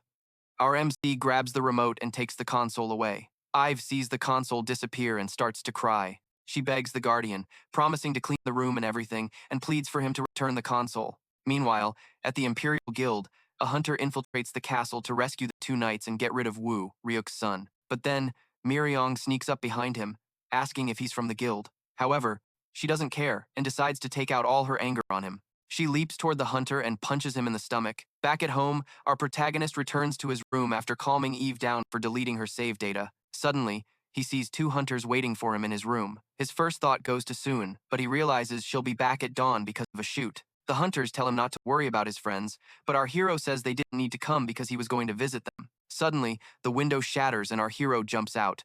The S-rank hunter hurls his spear at our protagonist, but he catches it. He tries to throw it away, but it suddenly vanishes, shocking him. Suddenly, the hunter leaps from behind and attacks our hero from above. Our hero checks the spear's stats and realizes it has the ability to teleport back to its owner. Suddenly, papers start to fly and trap our hero inside. He looks up and sees an X-class mage, the highest-ranking hunter, flying in. The hunters are surprised to see our hero still smiling. They leap to attack him, thinking he's just bluffing about his bravery. Our MC is impressed by their speed, but he's still faster. They attack with the spear, but he dodges it effortlessly. He then throws a punch and sends the hunter flying. The hunters use a smoke screen to obscure our hero's vision, and another one sneaks up from behind. The attacker lands a blow, knocking our hero into a corner. Our hero decides to use his incomplete skill. The hunters are shocked to see him disappear, but then he suddenly teleports behind them and takes them down with a punch. Our hero uses his distortion conversion skill to move instantly. However, his opponent gets up, but he used his skill too quickly, and now his veins are tangled. Suddenly, a hunter attacks from behind, but our hero dodges. However, another one attacks from the front. One explodes his mana spears to stop Ryunwu's movement, while the other marks him to keep him from getting close to the one shooting the spears. Our hero is impressed by his attacker's combination. However, his distortion skill still needs time. The hunter runs toward Ryunwu, but seeing him just standing there relaxing, he thinks it's a trap. He continues his advance, intending to stab our hero. As he strikes, a cloud of dust fills the air. The hunter thinks he succeeded, but then our hero grabs him from behind and reveals his toughness to his opponent. He smashes the hunter into the ground, giving him a roller coaster ride. Shirun returns to find his house destroyed. He worries about the cleanup. At that moment, Suyi enters as well, surprised by the mess. However, she reassures her friend, saying that the Hunter Association will pay for the damages and that there were no casualties. Shirun then gives her his phone to watch the recording. The video shows our hero throwing the hunters high into the air and letting them fall onto the apartments. Suyi is shocked to see the video, but is still relieved that people didn't react negatively. However, Shirun remembers the time our MC passed all the questions to him, and because of that, his phone won't stop buzzing, forcing him to change his number again. Ryunwu goes to the Soyeon Guild to use the magic circle one more time and tosses an artifact to his friend to cheer him up. Shirun sees the artifact's rank and is overjoyed. At the Soyeon Guild, our hero reads the news about Martin Brandy. The hunter told our MC everything, that Martin Brandy sent the assassins to kill him and that he's hiding in a secret bunker. Ryunwu plays the recording of the hunter, revealing the secrets. Anya finishes the drawing, and our hero teleports to the main office of the Air Guild. And before leaving, he hands his cell phone to Anya and asks her to give it to ACO and Eon. The teleportation activates, and our MC suddenly finds himself in a dark cave. He's confused, wondering if Anya betrayed him, but then Martin Brand greets him from behind. Our protagonist tries to undermine his confidence and reminds the opponent how he destroyed all the assassins. However, Martin Brand reveals that all the knights were just bait to uncover our hero's identity, like the fact that he is the guardian of the 9th floor. Ryunwu is shocked. He checks his opponent's information authority and, seeing it hidden, is shocked to realize that the guildmaster is a climber. Ryunwu finds it convenient to be able to solve all his problems at once. Martin Brand asks if he knows the reason he was summoned there. Our hero replies that he was too confident, just like all the others before him. However, Martin Brand states that the place itself is a trap. Our MC leaps to attack the opponent. An explosion occurs, but to his surprise, the barrier blocks the blow. Martin reveals that this barrier is different from ordinary magic. Another explosion happens, pushing our hero far away. Looking up, Ryunwu sees all the weapons hovering over him. The climber introduces himself once more as someone who studies reason and yearns for the essential. For those without power, he was the sacred object, and for those with power, he became evil and defeat. To some, he was a guardian who granted them powers they didn't possess, but to others he was a baseless destroyer. He was called Faker. The climber grabs all the weapons and hurls them at our MC. Although Ryunwu dodges the attacks, he can't get close enough because of them, so he decides to use distortion conversion and disappears. However, with Faker's barrier, an incomplete attack would be a waste. So, our protagonist decides to go all out. He wants to use Asura's neutralizing blow, but it would take time. So, he decides to use something else. He gets closer and unleashes his supreme divine kick. The barrier shatters, shocking his opponent. He decides to use the kick once more. To our hero's surprise, the kick misses, and Faker grabs his leg. Faker is impressed by the amount of mana spent in an instant. He throws a punch and hurls our hero to the other side, and Ryunwu is confused, realizing he can't draw out mana. Faker reveals that the room is in a mana-freezing state because he had been observing our hero for some time, looking for the guardian of this floor. Faker begins to explain how he discovered, through our hero's battle against the knights, that he needs mana to use his abilities. Our hero doesn't take Faker's explanations seriously and dismisses them, as the mana restrictions also apply to him. However, Faker can still use his artifacts. He unleashes a volley against our hero, and Ryunwu tries to escape, but realizes he can't use his distortion conversion. One of the artifacts hits him in the shoulder, and his opponent warns him about his S-grade artifacts. But our protagonist starts looking for a way out. He carefully observes his opponent for anything that freezes mana and suddenly spots the spear in his hand. The spear is covered by a barrier, but the barrier isn't strong enough to stop our protagonist's advance. He takes a leap. The artifacts rain down, forcing him to fall back. Ryunwu then charges toward the opponent and suddenly decides to use something he read about in the morning. He decides to use his Heavenly Lightning Divine Kick without mana. As soon as the kick lands, it shatters the barrier, exposing Ryunwu's opponent to attacks. He then lands a blow and disarms the imposter of the mana-freezing artifact. The imposter is amazed to see our hero break through the barrier and decides to use his abilities. He unsheathes his holy sword of the hero Ascuran with the ability to absorb skills from other weapons. It's a myth. The hero always fights with his companions, granting the wielder a special ability. Suddenly, the imposter acquires countless abilities. The imposter charges at his opponent. Our hero can't dodge the attack and takes a hit to the shoulder. The mana freeze becomes a problem as Faker unleashes continuous blows against our protagonist. To end it all, the climber draws his original weapon, the gigantic greatsword Makia. He delivers his final blows, and a blinding light takes over everything as the flash dissipates. Faker is shocked to see our hero alive. The climber is impressed by his opponent's resilience, but he's still confident that Ryunwu is out of time. So he asks our hero for his last words. Our hero asks the climber why he's trying to kill him. Faker replies that it's easier to extinguish the floor if he kills the guardian. The climbers destroy floors to sit on the throne. Our hero is confused. Not understanding what that means, Faker decides to end it all. Our hero knows the high-level artifact will now deliver a critical strike. Suddenly, he starts to smile. The climber thinks his opponent has gone mad from the shock of his inevitable death. However, Ryunwu wasn't just buying time for nothing. He decides to use his authority. Faker is shocked because the mana freeze hasn't worn off yet, but then he realizes it's not Ryunu's mana. As our hero gathers his mana, he thanks his opponent for revealing his fighting style and unleashes all his energy. A blinding light takes over everything, and suddenly our hero teleports to Eve's room. Faker starts to panic when he can't detect our hero's movement coordinates. Suddenly, he sees the mana thread connecting the coordinates. Seeing that the thread doesn't disappear, he realizes his opponent is hiding in another dimension. Faker starts to feel proud of himself for having figured out the trick and decides it's the end for his opponent. Meanwhile, Eve's room transforms into the first floor of the tower. Our protagonist's wounds have healed a bit, but they are still severe.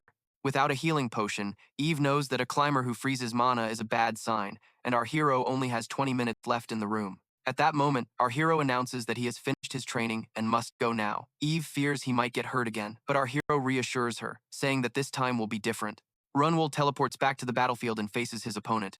He laughs at Faker for being overconfident while standing before his own grave. Faker berates him for blushing and threatens to finish him off quickly. Our hero takes a deep breath to recall his martial arts training in the tower. Most of his training came from novels, but what he was looking for wasn't martial arts, but rather the understanding of a concept in the novels. These concepts were called principles. However, he ended up leaving without being able to learn the technique. The problem was that our protagonist had many masters, but none he could ask questions. However, in the 6 hours he spent in the system room, our hero achieved enlightenment. All his relentless training with the methods from the books and his fights against the two climbers with different fighting styles helped him understand the principle of the floral movement. Suddenly, our hero deflects the opponent's attack, leaving Faker shocked.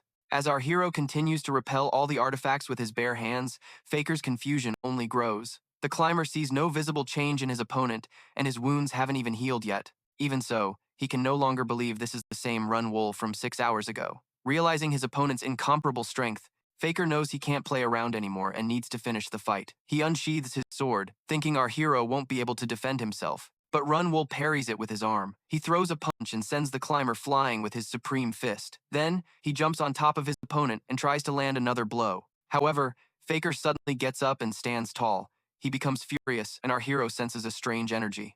At first he thinks it's mana, but then he realizes it's an artifact. Faker's giant sword has the ability to reveal the attributes of other weapons. He draws his giant sword, thinking his opponent will be scared, but our hero sees a child in him. Climber can't withstand the sword's power, which means he only has one shot to land a hit.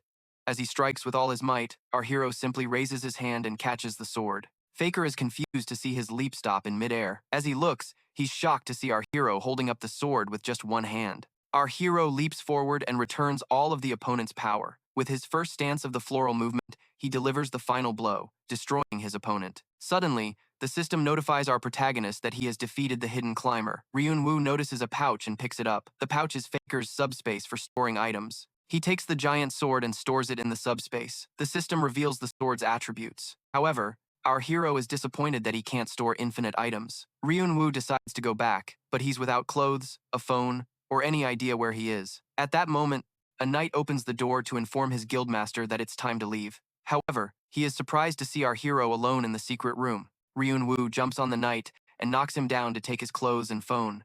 3 days later, at the Hunter Association, the press speculates whether or not our hero will expose Shiyun's attacker. At that moment, Ryunwu takes the stage and announces that he has found proof against the knights who attacked Shiyun. He plays a recording of the knights revealing that Martin Brandy ordered her assassination. The entire press is shocked. Our hero knows the proof can be questioned and assures everyone that he has the security camera footage to back up the claim, along with other evidence. He calls upon the Aries Guild to provide an explanation and then leaves.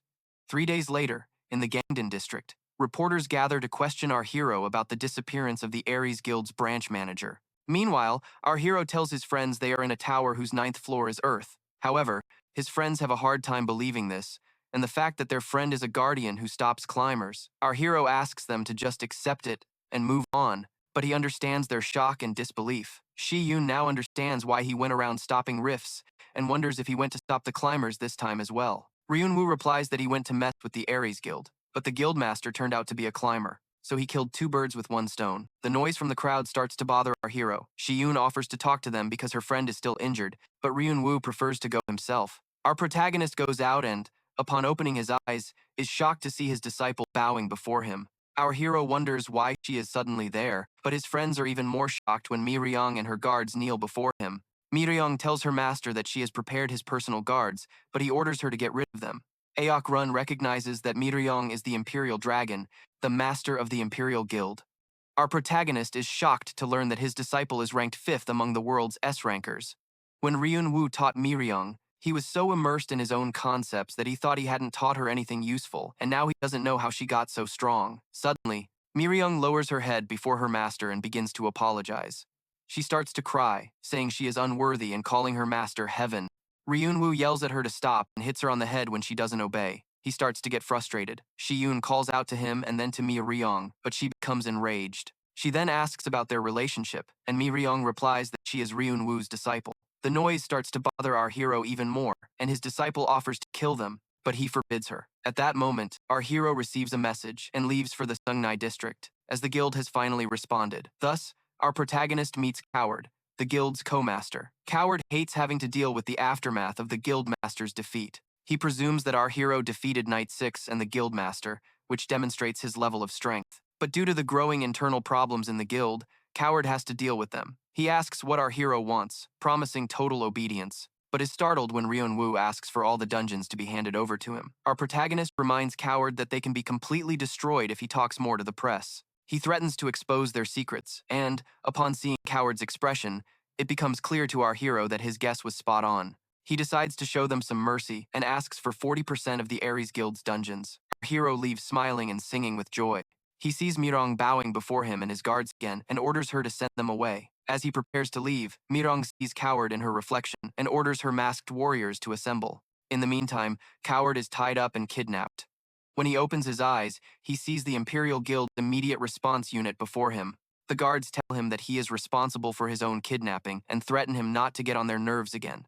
In the system room, EVA cries about being left in the cold tower. She couldn't even contact the Guardian, as she won't be able to summon one for the next 5 days if a Guardian enters the system room. Our hero then asks about the upgrades. EVA asks him to open the system screen, and our hero discovers that his agility has increased. Additionally, Ryun now has an enhanced personality panel that displays each person's personality in an easy-to-understand way. However, to get more upgrades, He needs to ascend beyond the mid-level authority. Our hero gets frustrated with the slow progress, and EVA suggests that maybe the climbers can answer his questions. She explains that there are climbers who climb the tower again after reaching the top. Ryun gets excited about the possibility that these climbers might have some information about the tower. He remembers Faker talking about the throne, but our hero has no idea what that means. So, he needs to interrogate the climbers who are climbing again, should he find any. He then prepares to leave, but she asks him to give her a PlayStation before he goes.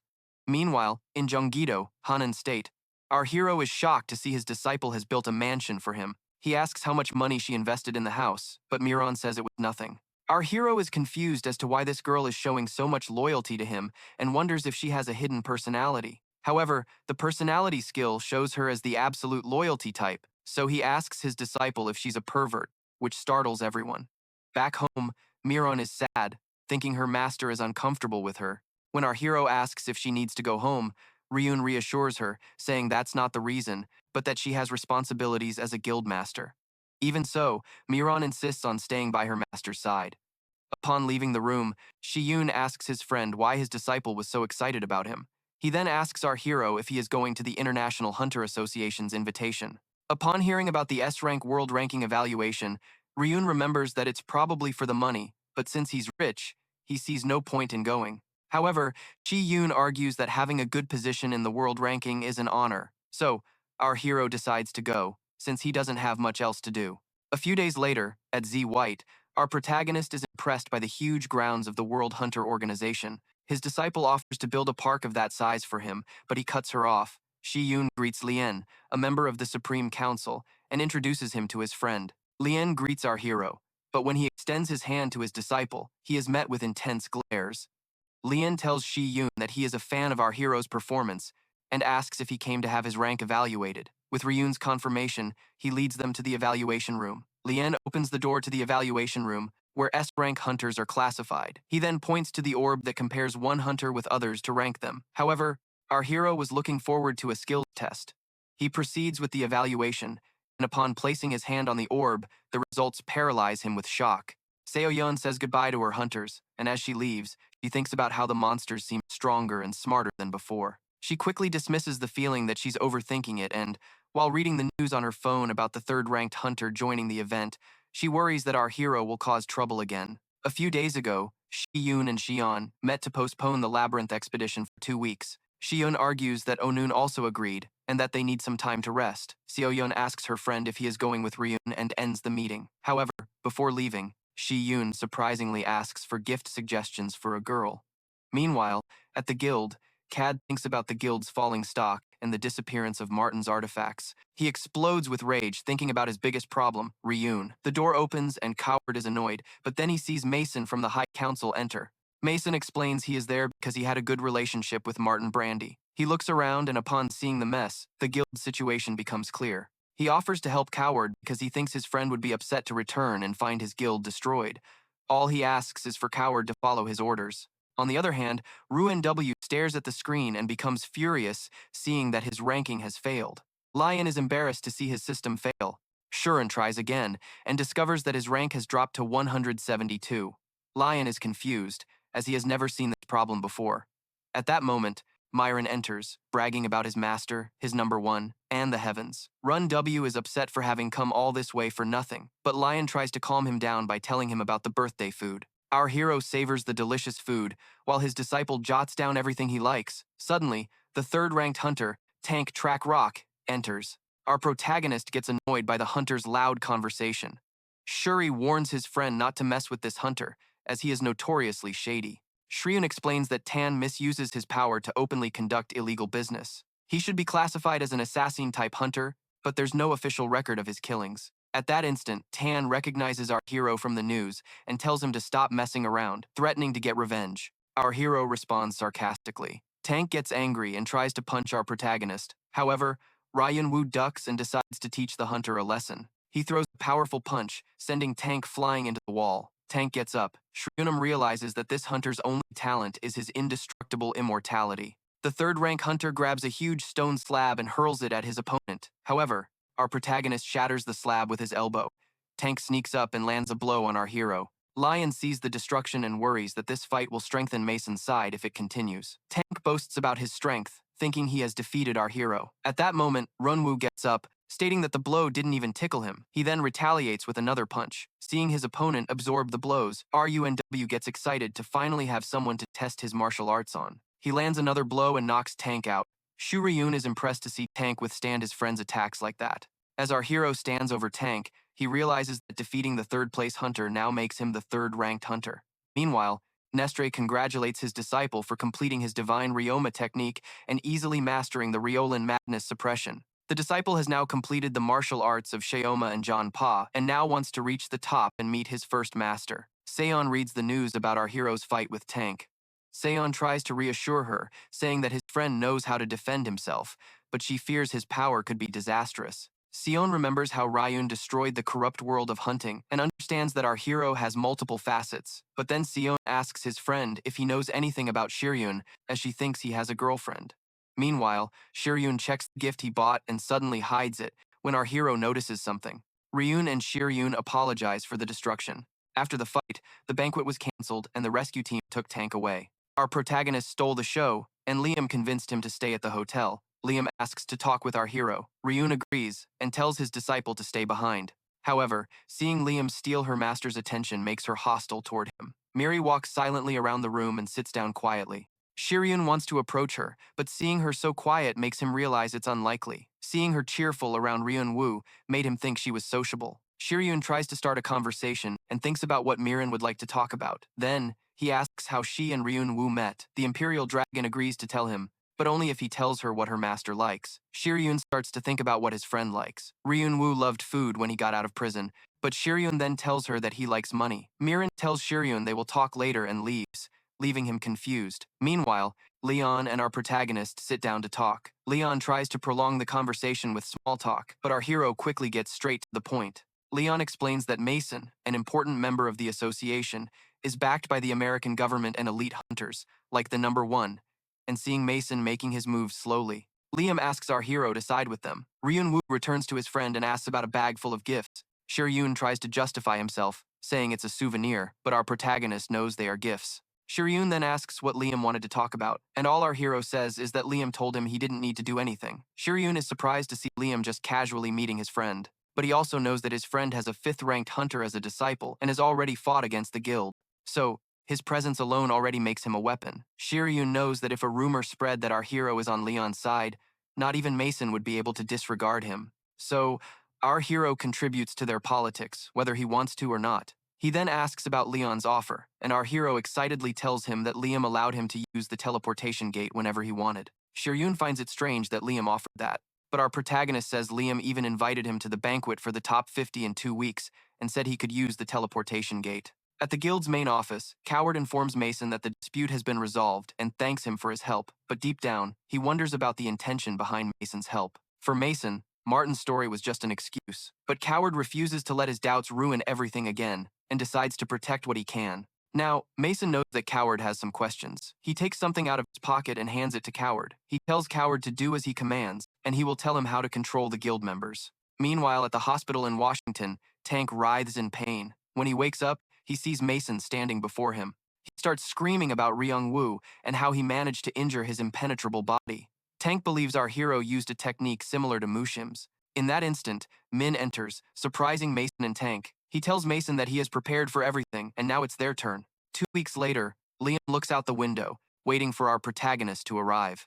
However, Eden, the great swordmaster, believes that Ryunwu probably isn't interested, and Riley says he could have at least sent a note. Liam knows our hero is different and must have thought this entrance was necessary. Liam leaves the room. Eden and Riley watch the politicians chatting constantly. Liam talks to a few people, but then Eden drags him away to show him something else.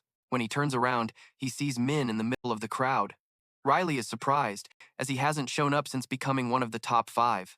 Liam feels a strange uneasiness. A man approaches Min and says he didn't expect to see him. Min grabs the man's head and crushes it in an instant, shocking everyone. At the Orang Guild, Seo Young asks Ryunwu to make the teleportation circle somewhere else, since it's her guild. Our hero thinks there's no one in the guild, but decides to change the location when Seon tells him she has strictly forbidden anyone from entering there. However, Nia gets upset about having to draw it all over again. She has a lot of work to do. and redrawing the magic circle will require 2 weeks of night shifts. But our hero assures her that she can draw in the morning and that he will find a substitute for her. Anya excitedly goes back to drawing, and Seon asks her friend if he has considered Liam's offer. Ryunwu believes the magic circle will be convenient for traveling the world, as he is always on the move. He worries that his delay could cause casualties. Suddenly, someone bangs on the door, begging for help. Seon realizes that the person her friend kidnapped is still trapped. She runs towards the door. The knight opens the door, but she slams it shut. Our protagonist opens the door and sees the knight trembling in fear, who then promises to tell him everything. Hyeonu is surprised to see that 1 month of imprisonment has made him tremble. Meanwhile, at the banquet, the hunters slaughter the people around them, smashing them against pillars and walls. Liam guides the civilians out, but seeing the hunters bleeding to death on the floor gives him the chills. Suddenly, Tank jumps behind Liam to attack, but Eden steps forward with his sword and blocks the attack. Riley struggles to hold his ground and urges Liam to run. Watching the corrupt hunters kill everyone, Leanne asks, "Why are you doing this?" Min says it's important for the world's destruction. Just then, our hero enters the scene to save the day again. Our hero barely makes it to the location and asks Lian to explain the destruction. Mushin approaches and introduces himself, but our hero has no idea who he is. His disciple explains that Mushin is the #1 ranked hunter. Min threatens to get rid of our hero, which makes him question if he knows him. But Min explains that all he knows is that he needs to kill our hero to climb the tower and shoots at him. Our hero holds the weapon and wonders if his opponent is a climber. He uses his authority to check his opponent's abilities and realizes he isn't one. Min adds that he's not a climber yet. But will he be? All he has to do is leave his position to get to the top, and for that, he needs to kill our hero. Min leaps towards Ryunwu and throws a punch. The instant the fist gets close, our hero dodges and tries to kick his opponent, but to his surprise, Min blocks the blow. After finding someone with martial arts skills, Min suggests a little trip and, with one punch, sends our hero flying through the walls. Mirang tries to follow them, but Tan stops her. Our hero and his opponent face off outside. As he takes the attacks, he realizes that Min's power is no different from a climber's.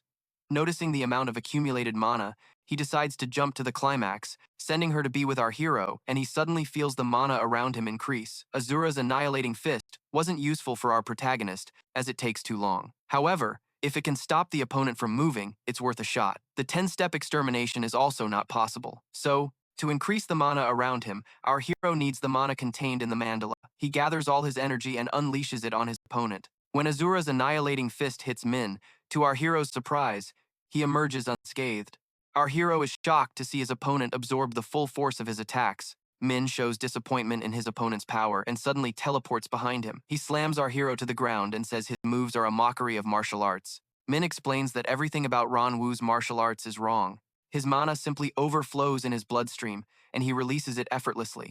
Min reveals that he has been practicing martial arts for hundreds of years, and that our hero cannot defeat him. Ryunwu is surprised, thinking his opponent isn't human.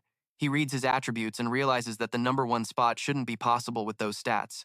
However, it's because of his item memory regression ability. Min reveals that he is a mortal human, but his ability allows him to train in eternal time. Thus, he has practiced every type of martial art, temporarily escaping his mortal existence. Our hero is still confused.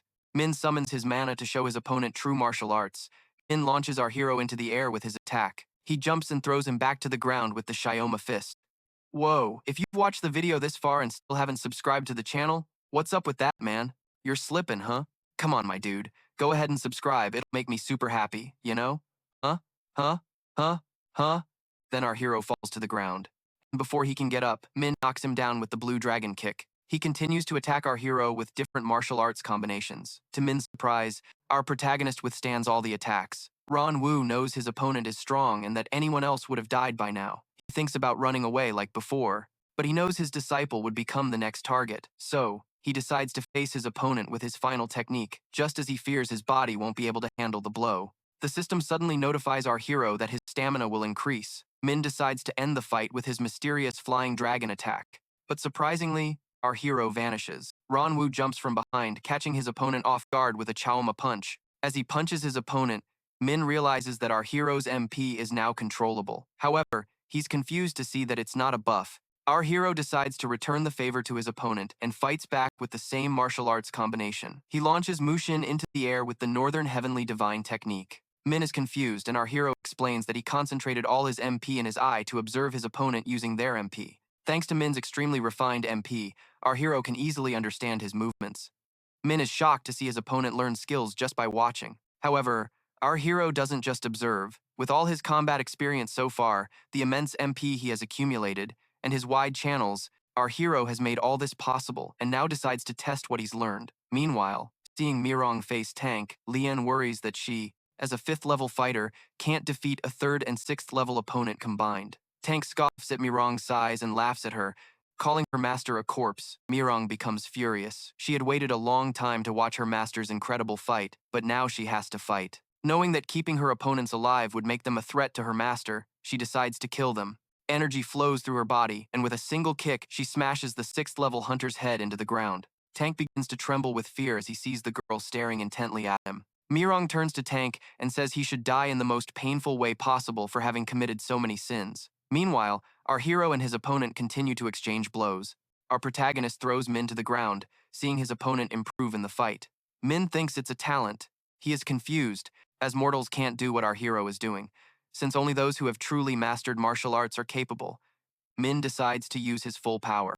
Energy flows through his body, and suddenly he transforms into the descendant of a demon god. Our hero is shocked to see his opponent transform into a demonic figure. Min claims that our hero isn't capable of something like this, but he has yet to see what our hero can do. Ryunwu reminds him that he's not the only one with exceptional martial arts skills. He remembers the technique that Cheomali showed him to win. However, back then, our hero couldn't copy it, but now he understands the principles of martial arts.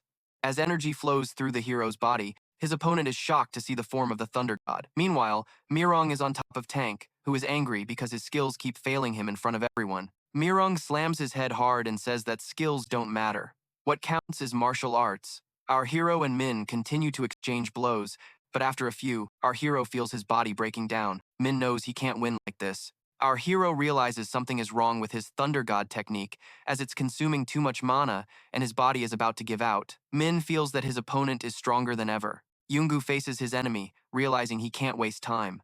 Ryunwu notices the spirit of death creeping up on him. He confronts his opponent, hesitant about using his mana accumulation instead of martial arts. However, Mushin doesn't believe his opponent can handle this flow of mana. He uses his demon god extermination technique and releases all his mana, thinking his opponent won't be able to withstand it. But to his amazement, our hero blocks the spirit of death with a thunderbolt. Our hero then decides to teach his enemy a few tricks with an enhanced technique. He unleashes the second coming of the Thunder God. The mana rains down on Mushin, and the system notifies our hero that he has defeated Mushin, who is on the reversal list to level up. The system increases our hero's information authority from low to medium and invites him to the system in 3 days. Exhausted from the battle, our protagonist takes a deep breath. Suddenly, he notices something on the ground and, upon picking it up, he sees that it is the origin of a Shy Eon. The system reveals that the artifact is the secret to Eon's training. He followed his master to become a climber and, with his help, learned various martial arts from the artifact. As the only one on the list, Mushin needed to obtain the power of the Labyrinth to use his ability. Our hero is confused, not knowing what the reserve list or the stone means. Suddenly, Mirang runs towards her master, and our hero finally breathes a sigh of relief after the victory, while a camera watches him from a distance. Meanwhile, the creator is impressed to see the hidden climber and the newborn from the reserve list defeated by our hero. He believes that creatures only evolve when there is a crisis, when they fight to survive. Their growth begins when they try to survive. And the creator believes our hero is the crisis for the climbers. The creator wonders if our hero has already met the highest level climber. His assistant replies that the one on the waiting list was almost considered his worthy opponent. But he also ended up dead before becoming a climber. The assistant doesn't believe the guardian will ever find the highest level climber, as the ancient constellation gods are avoiding the 8th floor. The creator agrees, but also believes this means our hero will also meet his end soon. One day after the banquet, the entire world is in shock. News channels and social media are filled with videos of the event, showing how the gathering of the best hunters turned into chaos. News spreads that most of the strongest hunters were eliminated and only a few survived, many of them too injured to continue their careers. People talk about the incident and some admire the strength of the survivor, who emerged victorious, calling him a hero and praising his unmatched power. The hero's name appears on headlines and billboards all over the world, making him the center of attention. While everyone seems surprised, the truth about what really happened is being covered up, and the media is shaping the story to keep the public calm. With so many powerful figures gone, the world's balance seems shaken, even if few are willing to admit it out loud. To distract the public from fear and confusion, The media turned Kim Ryunwu into a global sensation, portraying him as a hero after a devastating incident inside the Guardians Guild. Everyone silently accepted this manipulation, knowing that if the truth reached the protagonist, he wouldn't be pleased. So, no one said anything, keeping the truth buried under praise. Meanwhile, in America, Hanarini visits Ryunwu in the hospital and checks on his condition, asking if he's okay. To which our hero, still covered in bandages, casually replies, saying he's fine and that winning the fight was enough for him. Naren was clearly worried. Additionally, Shuryun had previously expressed concern and said he would handle the hospital paperwork himself.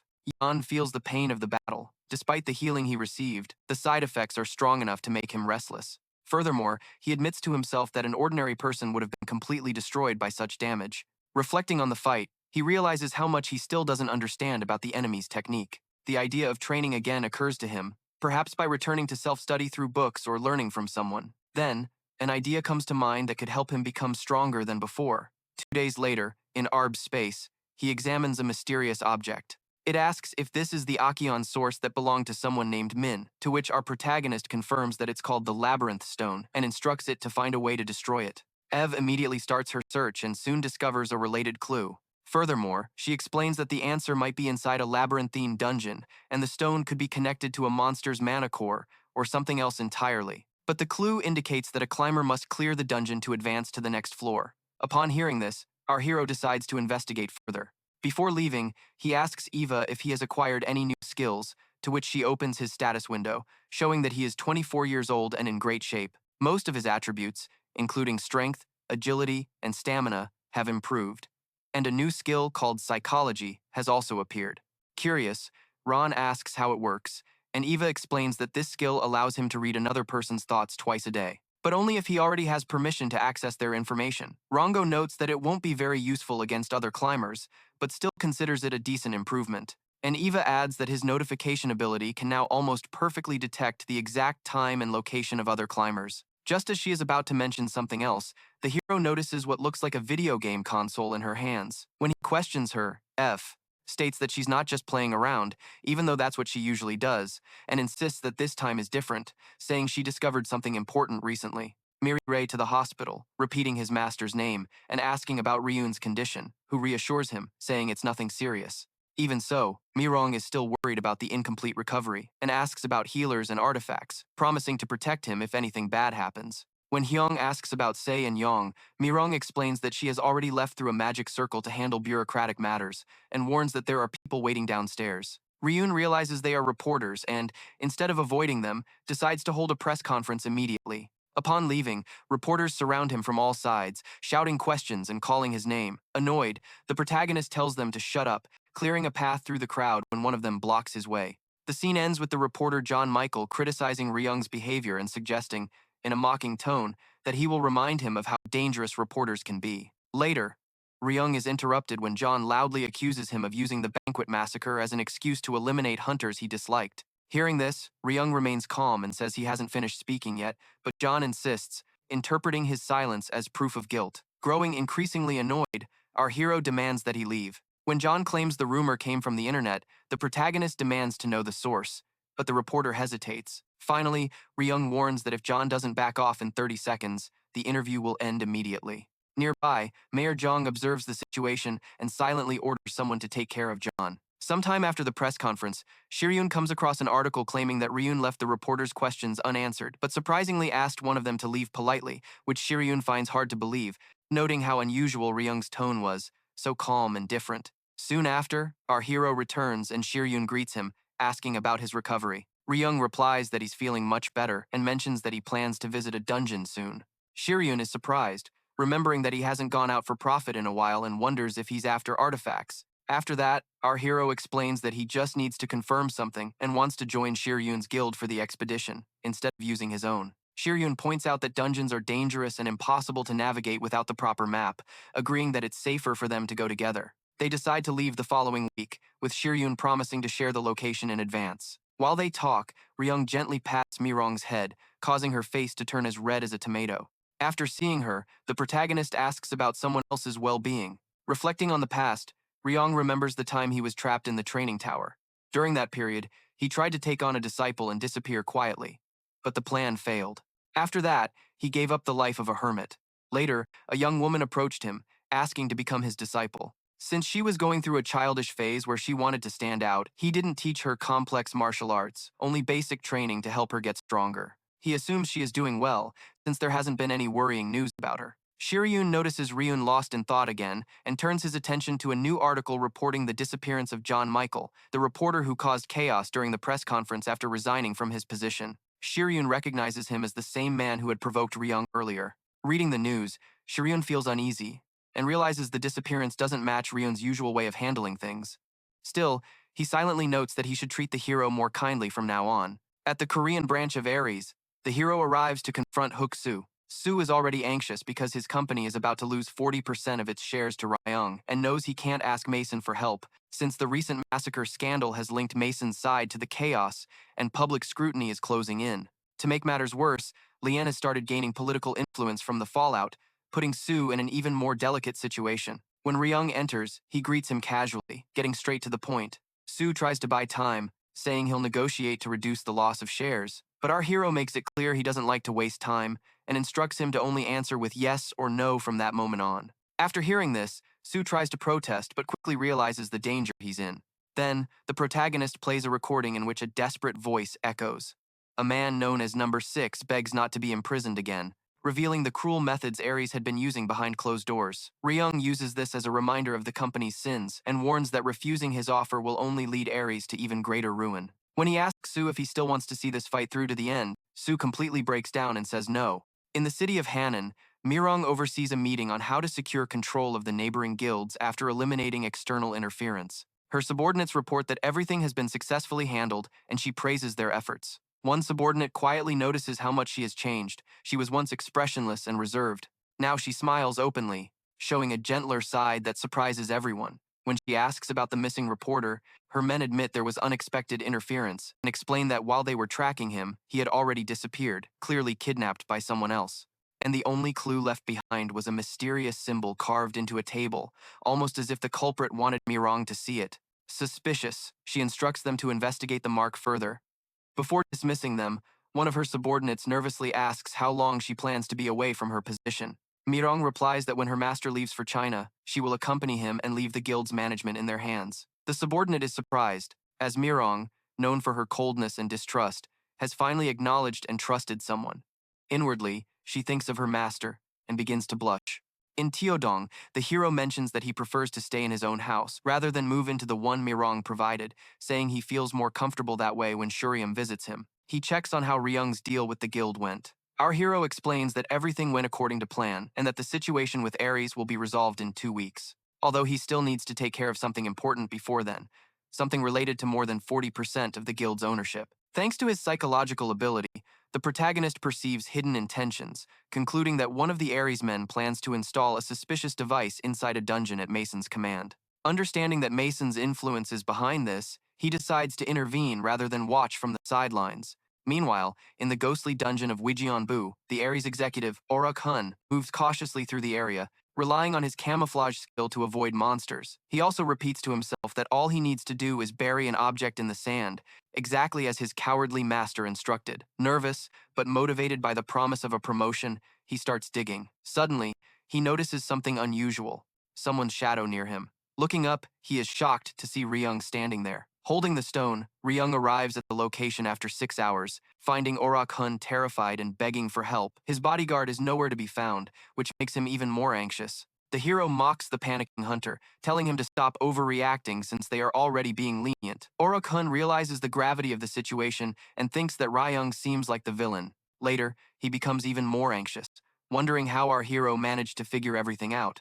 The protagonist senses his thoughts and comments that, since Orok-hun knows he's doomed, he should start begging for forgiveness. Seeing Orok-hun's paralyzed reaction, Ryung decides to explain how he found out everything, revealing a stone linked to the method used and exposing that all members of Orok-hun's guild utilize the same technique. Then, without hesitation, the hero orders him to tell everything he knows. Furthermore, he lifts the stone and threatens to crush his skull if Sunan doesn't speak immediately. Sometime earlier, At the Aries Guild, Sunan W had received orders to plant an unknown device in the dungeon Ryunwu was about to claim. Curious, he asked what it was, and Mason explained it was a detonator. Moreover, he described a monster wave, a disaster from the early days of dungeon exploration. When unfinished dungeons released monsters into the world due to mismanagement, Mason's goal was to artificially trigger such an outbreak, framing the hero for negligence so that the world would turn against him and Aries could take the dungeon. Mason even promised Sunan tips on how to control a guild if everything went well. Back in the present, Sunan finishes explaining everything, which Ryung finds strange,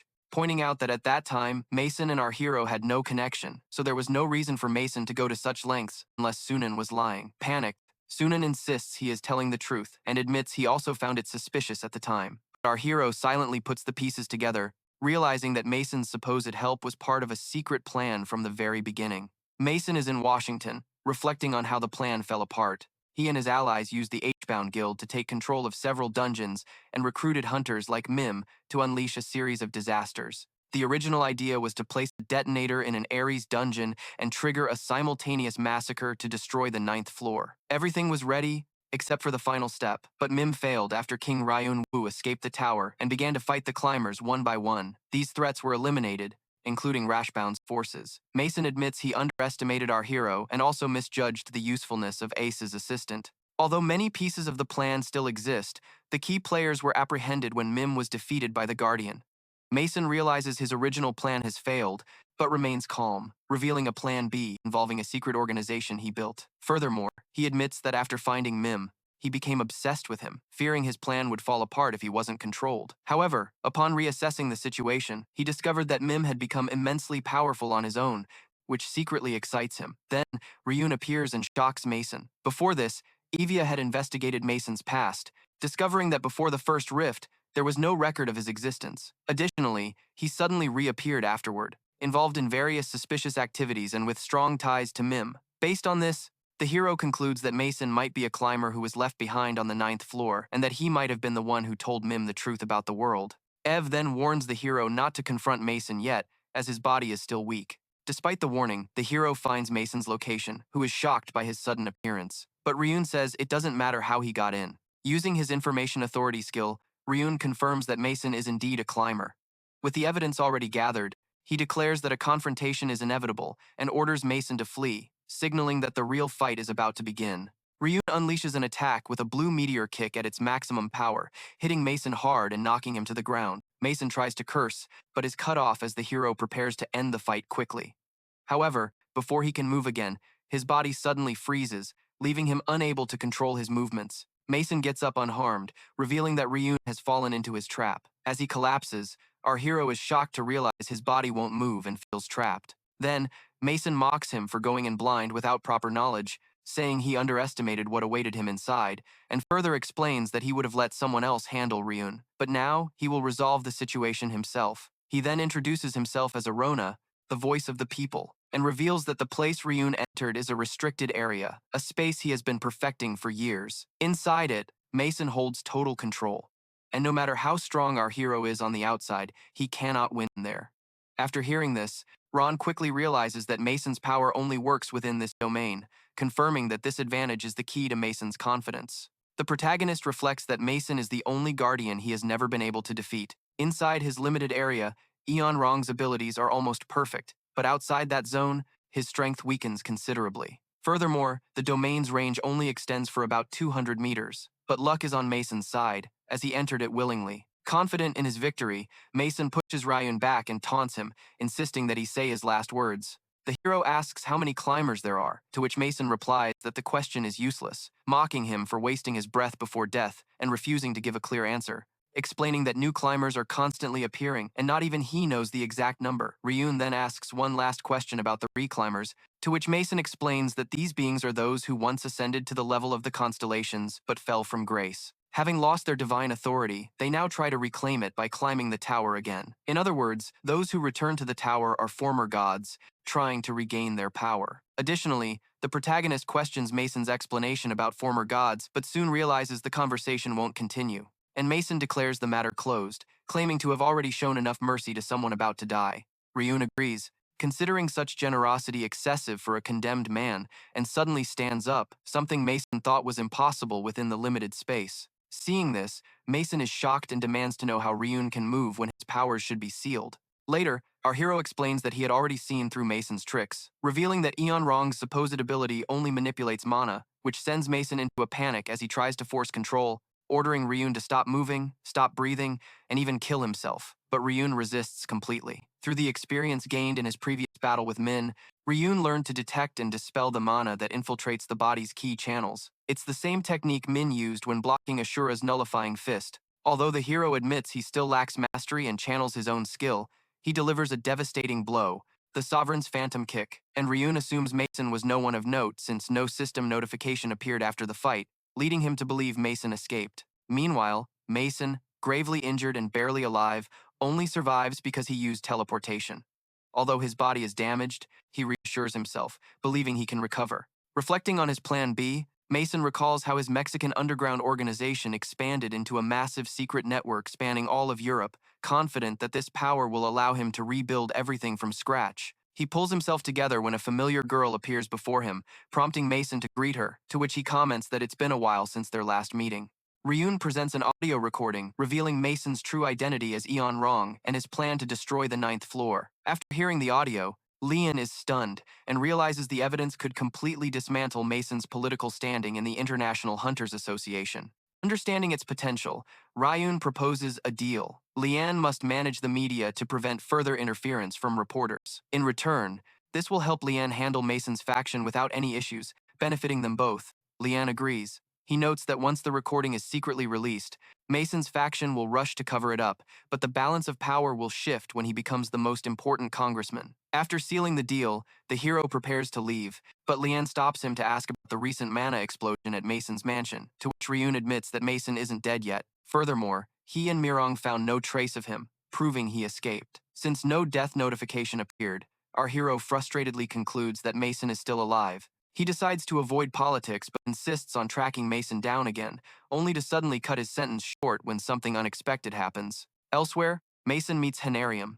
She asks Mason the reason for his fatigue, to which he mentions having handled some business, casually referring to King Hunu, the man he calls a nuisance for having delayed his secret operations. Hyeonu responds indifferently, leading Mason to assure her that his growing organization, built with her help, can still easily take over the world. However, she remarks that she pities him for not realizing the truth. Before Mason can react, she attacks him, plunging her sword into his chest. Shocked and in pain, Mason calls for his men, but none of them move, and he later demands to know why she betrayed him. To which Hyeonu coldly explains that betrayal would imply they were allies, which they never were, and admits she once accepted his financial help to further her plans, but killing him wasn't her intention at the time. Over time, she realized his words and actions meant nothing, accusing him of lacking a conscience and stating that she never created the Illuminati organization for someone like him. Mason insists that Hyeonu is mistaken and that he is the true leader of the Illuminati, telling him that the true leader was chosen long ago and that the organization never belonged to him, but was instead created as a gift for someone else. As Mason stares at her in disbelief, she explains that he is dying for having tried to harm her master, revealing that her loyalty was never to him. When she orders his removal, Mason suddenly disappears, leaving her stunned by his escape. Realizing that he is one of those who possess special abilities, she composes herself and silently vows to her true master that no matter what battles lie ahead, she promises to support and protect them at all costs. A system notification announces that an infiltrated climber named Eon Hong has been found and killed in Mexico City. He assesses his death, leaving Hong intrigued, as the timing seems strange since Eon Hong had previously escaped in good condition. After hearing this, the hero wonders if the man died from his injuries or if he was killed by someone else, but he soon dismisses the thought, satisfied that his mission is complete. Afterward, Evil reports that there are no more infiltrated climbers, and as Ryung prepares to leave, she excitedly asks for the latest virtual reality equipment, saying it will help her perform better, to which Ryung awkwardly agrees. Before leaving. Later, he meets up with Mirang. Once everything is ready and they are settled in the car, Hong instructs the team to head to their next destination, the Labyrinth dungeon. While the hero and Mirang are in the car, he decides they will leave immediately, saying there's no need for the others to prepare, as Mirang alone is sufficient. On the way, our hero checks his phone and sees breaking news spreading across the globe. Mason has been exposed as one of the main culprits behind the Hunter massacre and linked to the assassination attempt on Min. The media confirms that Ryung's previous plan worked perfectly, and he no longer needs to worry about Mason's downfall. Soon after, the focus shifts to the next mission, which involves Ahan's incomplete origin and the Labyrinth stone, which is still at 0%. Next, our hero and Mirang enter the dungeon, where they are immediately surrounded by enemies. Although Mirang offers to handle them, Ryunwu confidently takes control and unleashes his overwhelming power, eliminating the monsters. His teammates, including Sukun Ryan, Sion, and Shireen, are left stunned. Even though they are strong enough to face such enemies together, the ease with which our hero handles the situation demonstrates just how superior he truly is. Porter thanks Shireen for letting him join the party, while the live stream of the dungeon attracts a lot of attention online. Viewers flood the chat, praising R.Y. Young's strength and joking that he deserves the title of God of War or God of Intelligence. Indeed, donations pour in as the audience eagerly watches his every move. Meanwhile, the hero notes that the progress has been smooth and that the Labyrinth Stone's meter has reached full capacity after defeating enough monsters. Furthermore, he wonders why Levin seemed so worried before, since the task turned out to be simple. Suddenly, Shireen points out that they've only reached the 14th floor and worries about R.Y. Young going further without the map, to which the protagonist brushes off the concern and playfully asks Mirang, his disciple, if she knows how to read a map. But he drops the question mid-sentence when a porter offers to accompany them and climb the upper floors. Hyeonu remembers that leaving would mean losing the day's pay. Even so, the porter insists on going, because deep down, he wants to make money from live streaming and offers to lead the way. This leads our protagonist to let him tag along as they prepare to ascend Naren's castle. A terrified man begs for his life, while Naren interrogates him. He has no idea why he's being punished, but Naren accuses him of having angered her superior. He thinks she's referring to Kim Run-W as her teacher, but that's not the case, and she begins to torture him, demanding answers while he cries, saying he knew nothing. After that, Naren slaps him and calls him a liar, recalling that the media coverage about her teacher was supposed to remain under strict control. The scene then shifts to an earlier moment at the ACC Joint Hall. The same man was talking to his superior, Naren's master, expressing suspicion about how all the articles about the hero portrayed him in an overly positive light. Furthermore, he questioned the absence of any rumors or scandals, since reporters usually looked for controversy. Naren's master warned him not to dig any deeper and to simply follow the public narrative, explaining that positive stories about Ryunwu brought more attention and safer results than criticism. As he insisted, the man noticed something strange, a tattoo on his superior's neck. Upon asking about it, Naren's master dismissed it, saying it was recent and that he kept it hidden. Back in the present, Naren recalls the conversation, now understanding the purpose of that level of information control, and declares that protecting her master's reputation is part of her duty as a student. Meanwhile, the scene shifts to the moment the Labyrinth stone meter finally reaches its maximum capacity, and a system message informs that AKON's power can now be used one time, although its effect is weakened due to the original wielder's failure to ascend. After that, the protagonist decides to use the source of AON, known as the Sword of Exonama, and asks Miriam to look after the dungeon while he's away, adding that he needs to find someone. Later, upon entering a new, vast area, our hero realizes the scale is larger than he expected and begins to search for the individual he came to find on the 8th floor. A dragon lies defeated before Wukong, stunned by the immense strength hidden within a seemingly mortal body. Wukong scoffs at the creature's shallow judgment, declaring his true identity as the great divine sage, the one who once conquered the heavens. Elsewhere, Hong suddenly comes face to face with Soma, who surprisingly recognizes him. Confused, our protagonist remembers that Ashion's ability was supposed to send him into an object's past to learn its martial arts techniques, but Zoma's reaction suggests otherwise, indicating that this place isn't just the past, but an alternate dimension. When Zoma asks if he's also dead, Hong reacts with disbelief, demanding an explanation, but Shoma ignores him. The protagonist tries to compose himself after being ignored, piecing the situation together and realizing that after using the source of Aeon, he successfully traveled to the past to find Zoma. However, something is wrong, as Zoma shouldn't recognize him, but he does. Remembering that the source's power had been weakened, our hero wonders what kind of space he's really in, deciding to focus on his goal. He asks Soma to teach him martial arts, to which Soma sharply dismisses him, refusing to cooperate. The hero persists, but Soma grows increasingly irritated, angrily telling him to leave. The hero inwardly admits it's understandable that no one would want to train the person who once killed them, and tries one last time, asking to see at least a few moves. But Soma curses at him again, finally losing his patience when Hong mocks his previous words about being a 10-second teacher.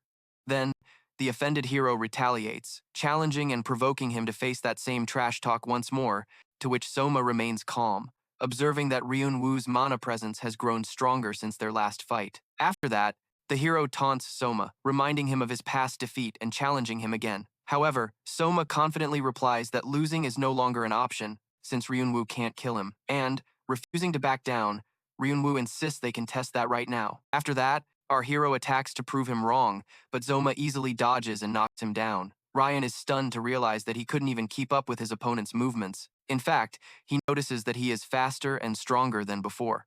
When Ryan tries again, the result is the same, and he is effortlessly defeated. Confused, the protagonist wonders why the fight feels completely different from their previous encounter, when he could at least fight back. After that, Soma explains that during their previous battle, his power had been limited by a restriction, and further reveals that they were both climbers at the time, and such restrictions limited their full strength. When Ryunwu questions this, Soma continues to explain that climbers in the tower aren't ranked by brute strength, but by their achievements. Whether they are heroes who save the world or villains who destroy it, the tower makes no moral judgments. Instead, it just measures accomplishments and assigns a rank accordingly. The protagonist quickly understands that once a climber reaches the intermediate level, their strength becomes limited. Soma acknowledges his understanding and explains that his combat ability was once equal to that of an elite climber, but inside the tower his power is restricted due to a lack of achievements. Just like in their previous fight, without any warning, Soma ends the conversation and tells Ryunwu he will demonstrate some martial arts moves, since he's bored, but only if Ryunwu can manage to kill him. With how quickly everything is happening, our hero accepts the challenge, saying he will only fight until he nearly kills Soma, since killing him would be counterproductive to learning martial arts. Furthermore, Soma instructs him to fight with all his might, and not to worry, as dying here wouldn't mean truly dying. Confused, Ryan asks what he means, to which he simply replies that he will need experience to learn. The battle begins, and the protagonist experiences his first death. Mirang tells the protagonist's friend that the hero disappeared upon touching Xian's sword. He looks at her and sees her with the same expression as someone who has abandoned a puppy and decides to ignore her, as she gets like that whenever Ryunwu isn't around. Suddenly, he spots two masked men and, upon being seen, they immediately flee. He cries, as he can't even rest in his own place without being interrupted. So, he decides to return as soon as the house is rebuilt. Meanwhile, Myron looks at a bag and hears a voice coming from inside it. Curiously, she leans toward the bag and the voice tells her that she too can have some of this power. Myron is perplexed, and inside the bag is the Demon Master, the mysterious god of chaos. Back to Soma and our hero, they are in a battle, or rather, it's not much of a battle. Our hero is getting beaten up by Soma. As he is thrown away, he asks Soma for some martial arts tips, since he has died hundreds of times in this dimension. Before our hero can do anything, Soma informs him that all of his attacks will be useless against him.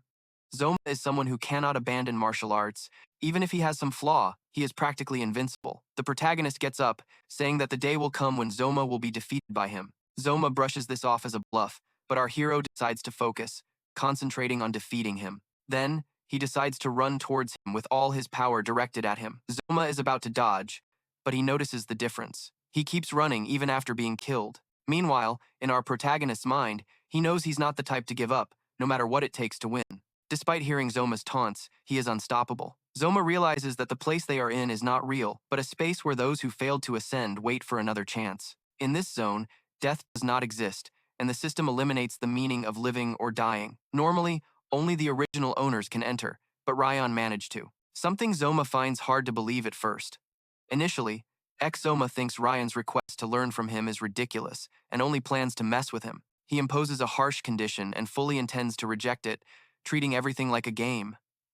After killing our protagonist numerous times, about 100, Kaoma feels a strange change. The repeated defeats are no longer as satisfying as before. Instead, he notices the hero's gaze shifting from anger to admiration. This reaction unsettles him, so he decides to take it seriously and begins to teach him with everything he's got, no longer holding back.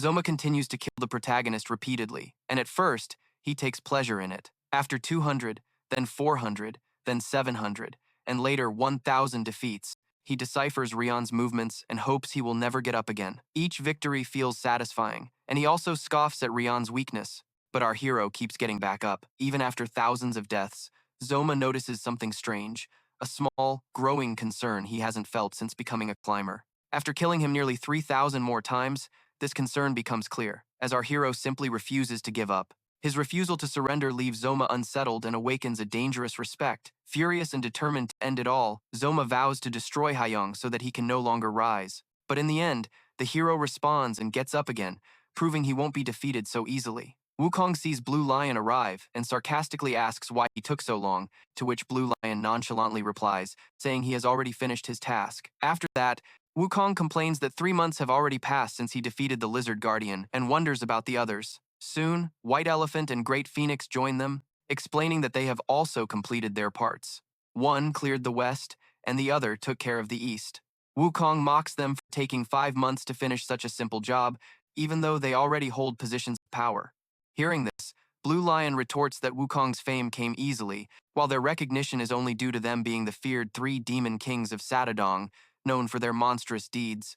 Blue Lion is known for killing a legendary beast with his fangs, White Elephant for invading a kingdom and devouring its people and king, and Great Phoenix for destroying armies by the thousands. Despite their terrifying reputations, Wukong accuses them of making excuses for their slowness. Later, Wukong orders the others to devise a plan before climbing again and divides the regions. He will head south. Blue Lion will take the north, White Elephant the east, and Great Phoenix the west. Furthermore, he orders everyone to complete their tasks within 2 months, as he has other matters to attend to. The scene shifts to the administrative office, where the team leader, Ma, calls Shiriam with an urgent warning. A calamity alert states that a disaster will strike Korea in 3 hours, and that they need King Hongwoo's help immediately. Meanwhile, back at his post, Mirang sits sorrowfully, staring at the sword. Time here isn't measured in days, but by the number of fights. And the battle rages on. Ryan taunts Choyan, saying one of his strikes is a feint, to which Choyan responds with weary shock, remembering how many times he has already defeated him. Choyan Mar has already beaten our hero 5,000 times and can't understand how he continues to fight without stopping or losing hope, especially after Ryan's progress was reset around his 3,200th death when Choyan used the Thunder God technique. Even so, Ryan's eyes shine with the same intensity, and he keeps coming back, launching attacks and taunting Choyan. Each time, Choyan Mar snarls that Ryan is a mad dog, which our hero cheerfully takes as a compliment. Later, Choyan Mar's feelings begin to shift. First, the long-held concern he felt vanishes, then it transforms into respect. He remembers coming from nothing to reach the top, encountering many fighters and usually breaking their spirits by destroying the skills they relied upon. However, this person, Ryunwu, just keeps coming back. No matter how many times he dies, the hero just dies again and again. And so, Choyan Mar begins to teach him properly, explaining that to perform a true distortion conversion, one must follow 3 clear steps. Martial arts aren't just about flashy tricks, but about the essence. The trainer teaches him about footwork, how the power of lightning resides within his mana, and how to shape that power into a reliable form. Furthermore, he warns that copying moves by watching is not enough. The lightning must be contained within the fighter's own energy and molded into a basic form that works in any fight. The protagonist continues practicing, dying countless times. For example, after the fight registered as his 8,000th attempt on the second fall, and then as his 423rd attempt, he realizes that each attempt is different from the last. Gradually, he learns that this constant repetition and focus are the true strength of martial arts. After countless deaths, our hero reaches the point where Choyan Ma instructs him to destroy the very form he has mastered. From that moment on, every technique and flow of energy within him will move naturally with his body through thousands of repeated deaths, more than 10,000 times. Young finally understands the truth. His mana now flows evenly through all the channels in his body, forming lightning on its own. Each movement carries layers of techniques that support the fierce thunder stance. The divine skill with limited energy and his control become flawless. Shoyan recognizes this and explains the final stage. The protagonist has learned and mastered the form of the thunder god. Now he must create his own martial art. Previously, Ryunwu would have rejected such advice, since all his former masters were illusions and his training always stopped where the answers ran out. But now he understands, with full awareness and determination, our hero advances at Shoyan's command, ready for whatever comes next. In the control room of the American Association, people mobilize as evacuation efforts descend into chaos. Authorities estimate there are about 10 minutes left before the disaster. At first, they were not alarmed because Kim Ryunwu was the one primarily responsible for the response. But then, calamities also emerged in Thailand and Mexico, and finally one was detected in South Korea. Now there are 4 simultaneous disasters and only one king, Hyeonu. So, the team questions how each country is handling the situation. Thailand and Mexico have summoned their top guilds and highest-ranked hunters, while the American side has prepared its own reinforcements.